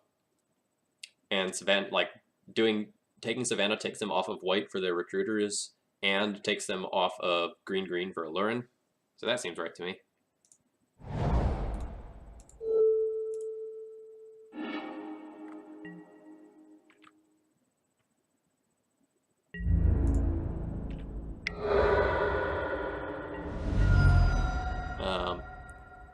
And now I'm going to port them off the Trop. I don't really want them to deploy something like a Veteran Explorer.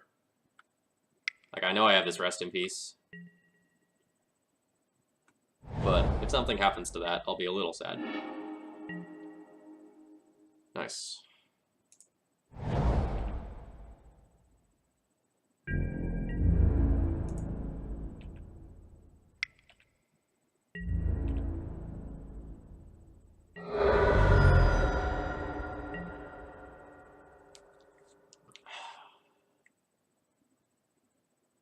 If I play this Crusader, I can take them down to a 3-turn clock and then port them out for the rest of the game. And if they fetch, it's a 2-turn clock. So I kind of just want to jam Crusader. Like, I'll get to jam Crusader and then double port my opponent for the rest of the game. Again, it doesn't get the Rest in Peace in play, but I was kind of on the fence about whether or not I wanted the Rest in Peace anyway. And my opponent knows I have the Rest in Peace and the Crusader. I love Crusader. He's bros. Get in there, buddy. So someone in chat says something. The alternate line was to hit UC and Trop and keep them off of blue. Yeah, so it keeps them off of main phase blue, but not like upkeep Brainstorm.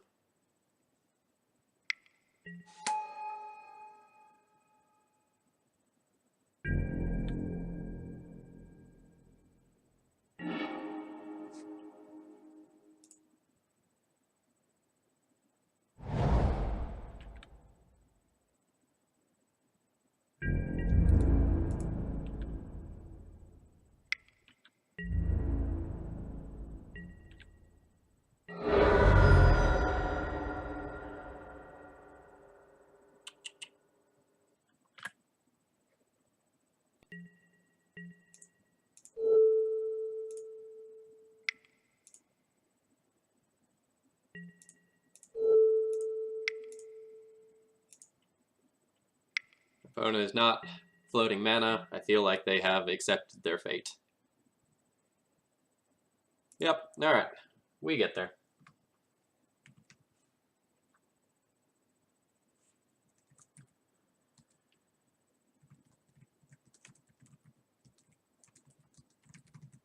One with Thalia and a double port there pretty handily.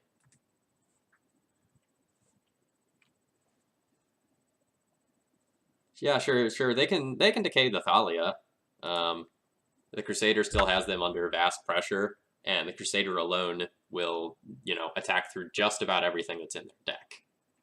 So they would need something like Decay Thalia, followed by Man of War Crusader to open up an opportunity where they could slam an Alurin.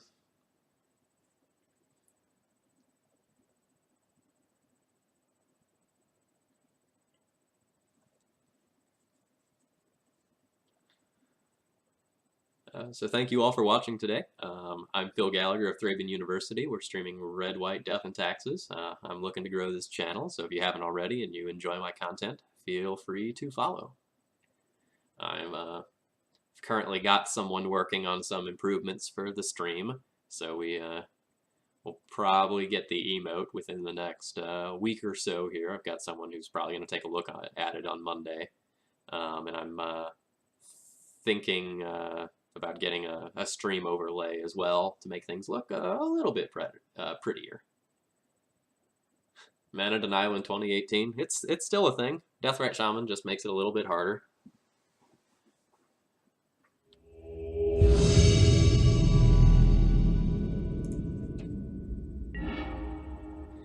Alright, we're playing against DN Solver, a very good player.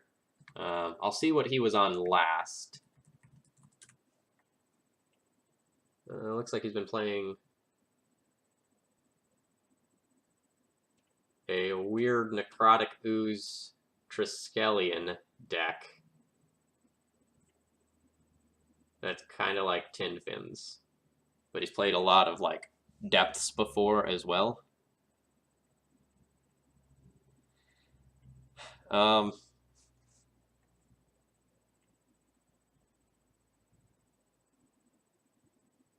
So, if my opponent is on this weird Tin Fins-esque deck, then, like, the Swords to Plowshares and Bryn Wingmare portion of this hand are good. I'd really like a Thalia rather than a Wingmare, but this hand is probably close enough.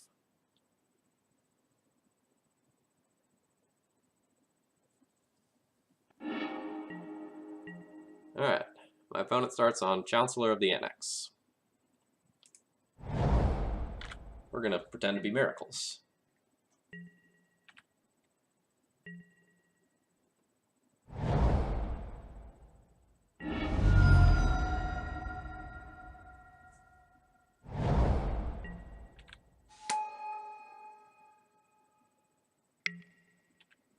Alright, so it looks like my opponent is actually just playing regular red-black Reanimator for the moment.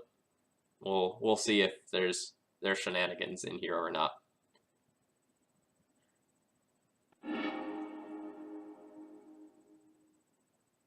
opponent discards the Chancellor. If they reanimate it, I just have to get to 3 mana to pay for both triggers. So that's not actually the end of the world. Alright, Thought sees me. You bet. That'll take my Swords to Plowshares.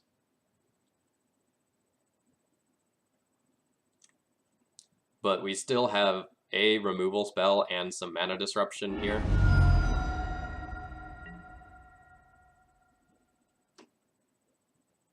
My opponent was not kind enough to take my Palace Jailer and then reanimate it. Sad for me.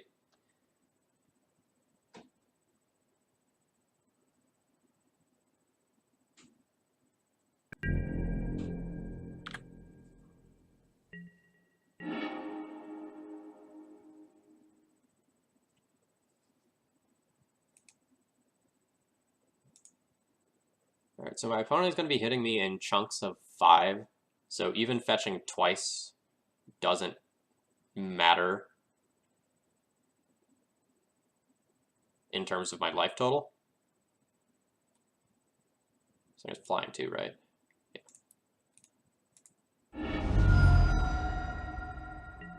We're gonna go ahead and fetch once for basic planes. Fetch once for a plateau. And I'm gonna ram this Jitte just to get rid of the counselor trigger from the beginning of the game.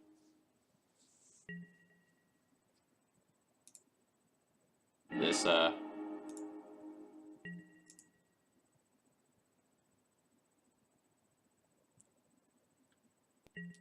that first trigger might matter. Like, now I can draw a 2-drop that I draw. Now I can play a 2-drop that I draw and pay for the 1 Chancellor trigger on my turn. Whereas before that wouldn't have been a line available to me.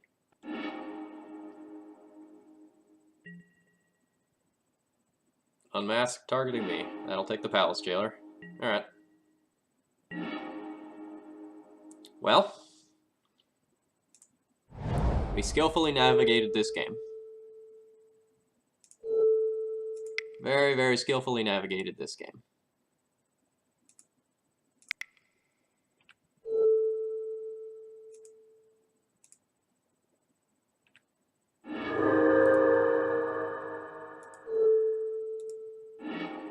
Our opponent has 0 cards.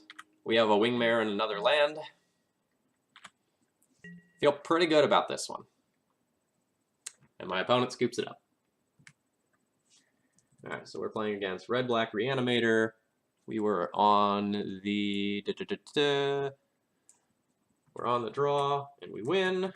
Playing against DN Solver. Game 1 win with Swords to Plowshares for Chancellor. And waste.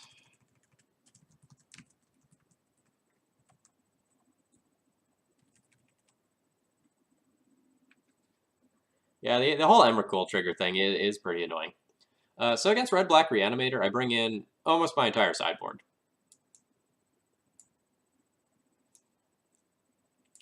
So what I'm looking to do is just stop them from doing anything, and I can win at any rate. So I board out most of my fair stuff.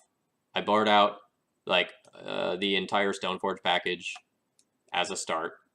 P&K is really, really slow, although not unreasonable to create a chump blocking army. I guess Palace Jailer is fine. Magus is so-so. Like, if my opponent fetches a swamp, 1 basic swamp, then that card is now dead. We're on the play? We were on the play. Thank you. Good catch.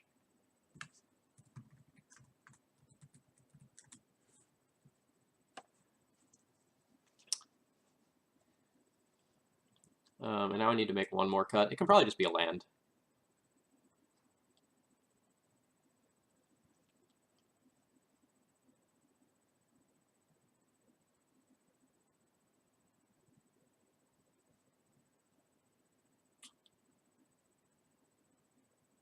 Okay, I can probably just cut like a Cavern of Souls.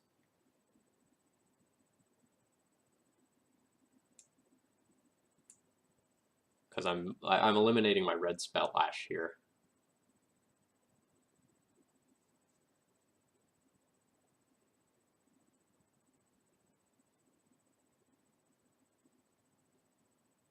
Actually, the Relic Border is probably only so-so.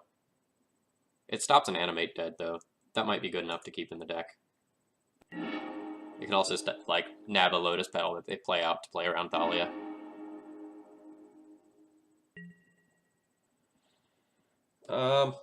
This hand is medium. It doesn't have a piece of Graveyard Hate, but it has a Swords to Plowshares and a Recruiter of the Guard to go get a Containment Priest. But I can probably do better than this with a mulligan.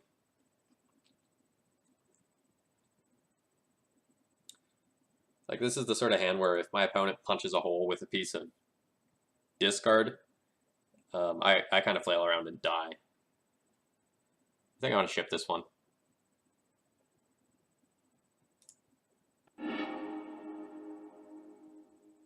And this hand's really bad.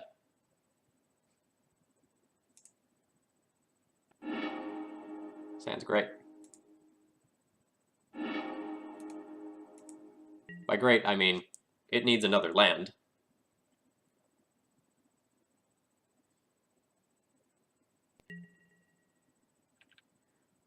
Do we have an out to turn 1 Sire of Insanity? Yes. Plains off the top, followed by Swords to Plowshares in that order. In my opinion, most good Reanimator players aren't doing the Sire lines as much anymore. Like, it's really good when it works, but pretty terrible in a lot of scenarios.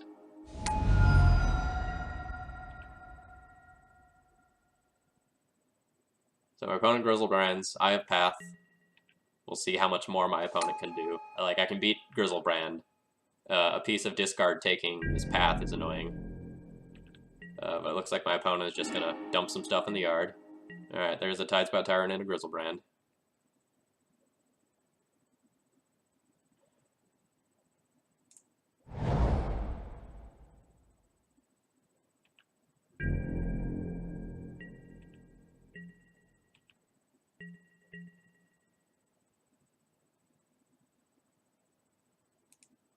Gonna draw step Path my opponent.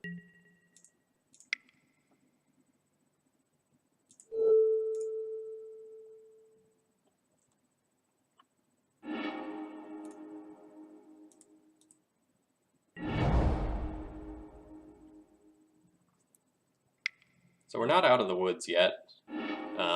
Like, my opponent getting this Tidespout Tyrant into play is pretty legitimately scary.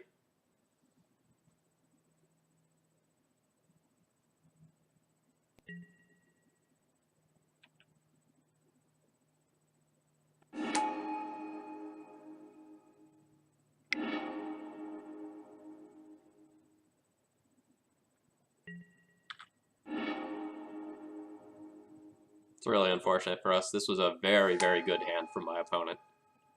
I'm now looking for Caracas as a draw. Containment Priest is a little late to the party. This game is effectively over now.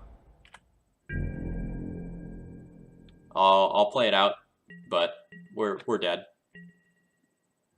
Like, we need either Swords to Plowshares, Path to Exile, or Caracas off the top.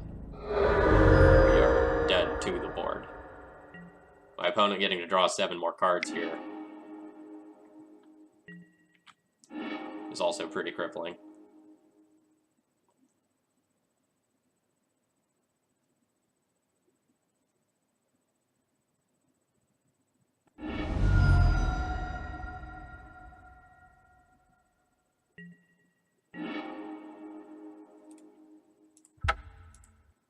Dead. Alright.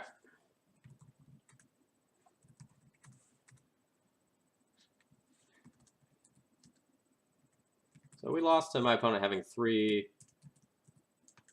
animation spells by turn 2. That's great. That is exactly the sort of thing that you want to be doing. I just want to see the turn 1 hardcast Grizzlebrand 1 time from Reanimator. I think I've done that when playing Tin Fins. Like, when playing Tin Fins and you get the extra 7 cards, that's somewhat reasonable. Like, I've hardcast an Emrakul on turn 1 before. That's weird. A lot has to go right for that to happen, though. Like, you have to have the absolute nuts. Children of Corliss is a stupid magic card.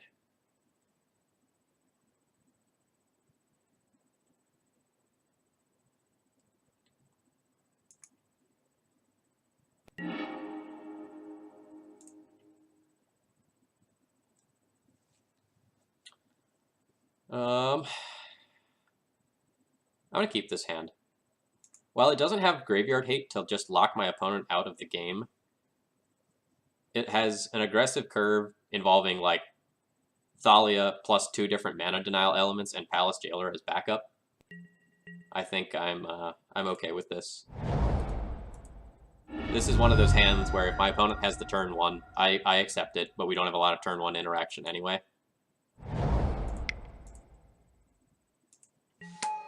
Against Reanimator, I am okay with keeping a hand that has a real game plan. Like that game plan can be graveyard hate, or it can be mana denial, or a bunch of removal, but it has to have some way that it intends to win the game.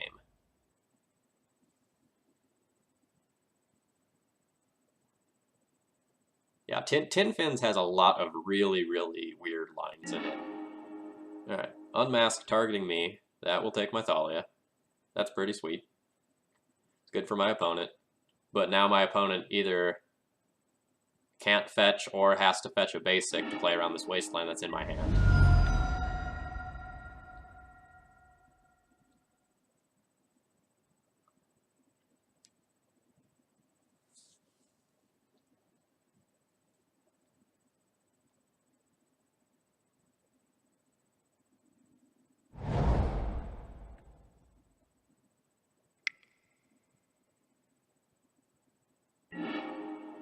Ooh, Firestorm.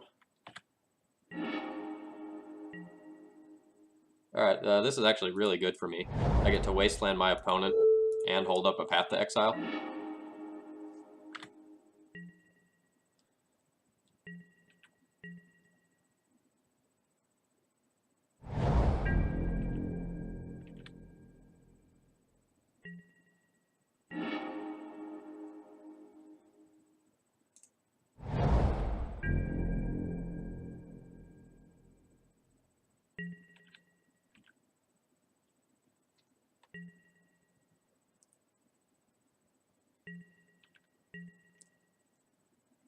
So we're now insulated from a discard spell by having 3 removal cards in hand.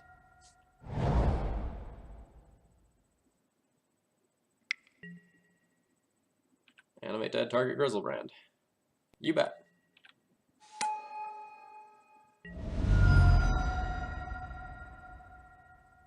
Do I want to remove this card right now, or do I want to let them attempt to draw another 7?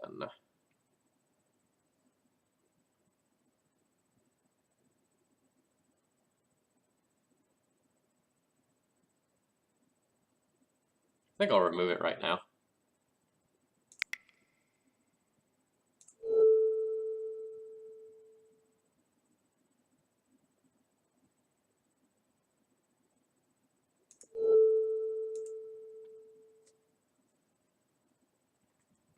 Like, my opponent doesn't know whether or not the 7 cards that are coming to them will be enough to win the game. So if they go down to 4 life, they might be putting themselves into a pretty risky situation.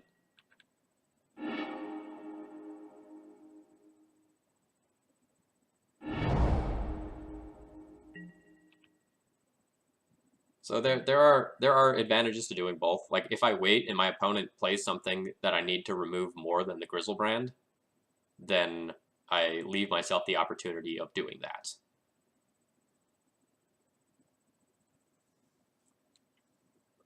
Like, my opponent this turn might not be able to, like, both discard spell me and produce another creature.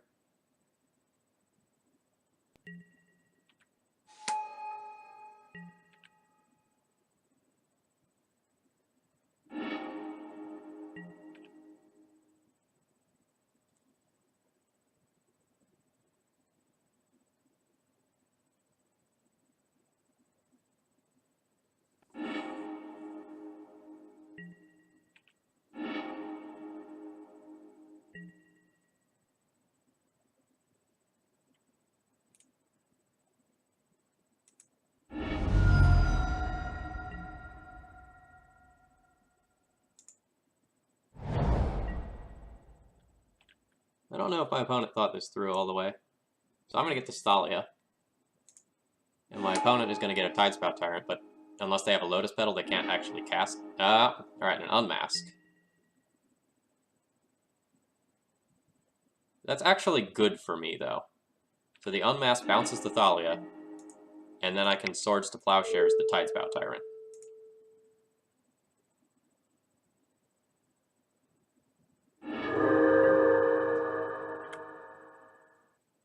And my opponent probably takes the Palace Jailer here since it's removal, and lets me play the Thalia, and then they'll try to put their Grizzlebrand in play, and win with that. Oh no. They took the Thalia.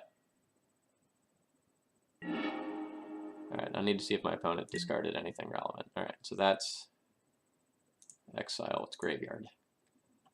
Oh, there is an archetype of endurance in the graveyard.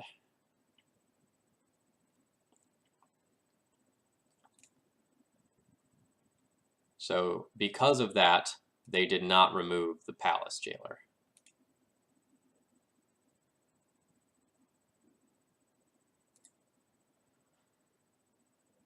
The archetype of endurance will be pretty good, and I have to assume that my opponent has what they need to get it in play.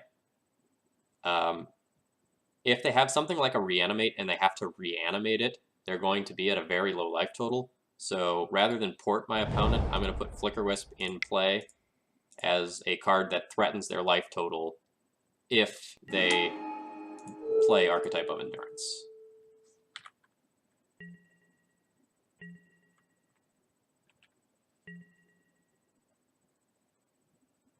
They took Thalia, so I can't lock them with port. That's reasonable. I think it's more likely that they took Thalia because they were going to be discarding Archetype of Endurance. Like, I think that's the thought process.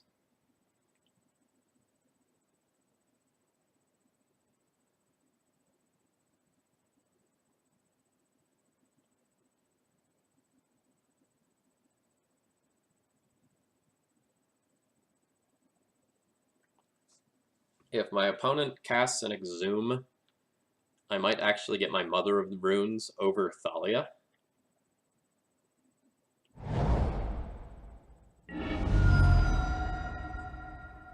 Not sure.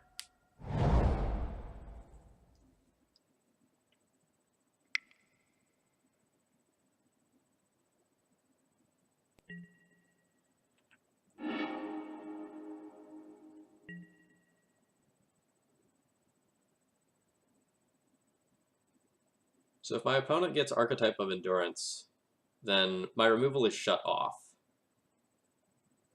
If I get Mother of Runes now, then I can potentially play this Palace Jailer and just use it to draw a whole bunch of cards, using Mom to hold my opponent back from getting the Monarch. And if they get Grizzlebrand instead, then having Mother of Runes with Flicker Wisp means that I can wall it. So while Thalia is a much better card against this deck, I'm going to get Mom.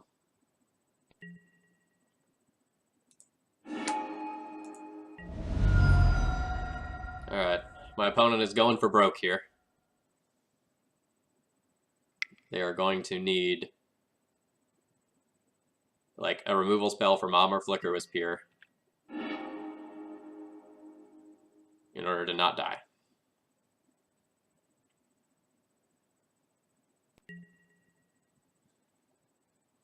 Alright, you're still dead on board.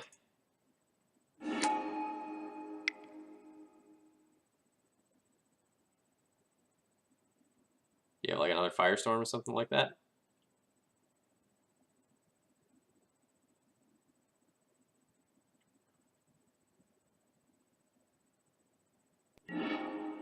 Oh, geez.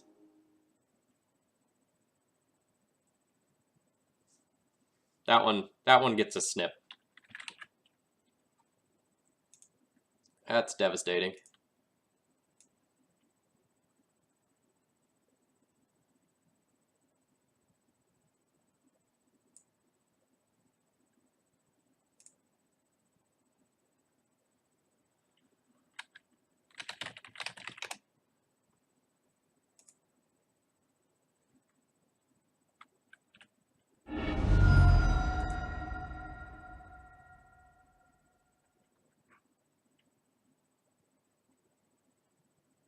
I don't play around the second Firestorm. That's not something that happens.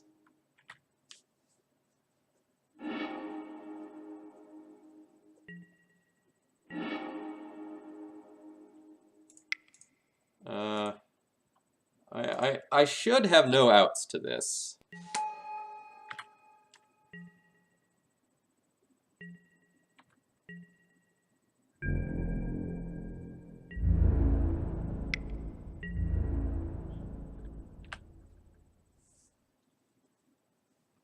I don't know. My opponent might have been dead, so they needed to draw cards with Grizzlebrand and hope to draw into something like Firestorm or Collective Brutality. Alright, rest in peace, you're a little late to the party. Alright, dead.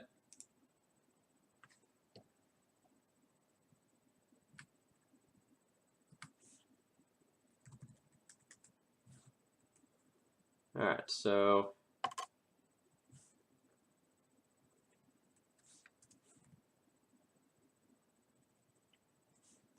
Game 3, loss to double Firestorm.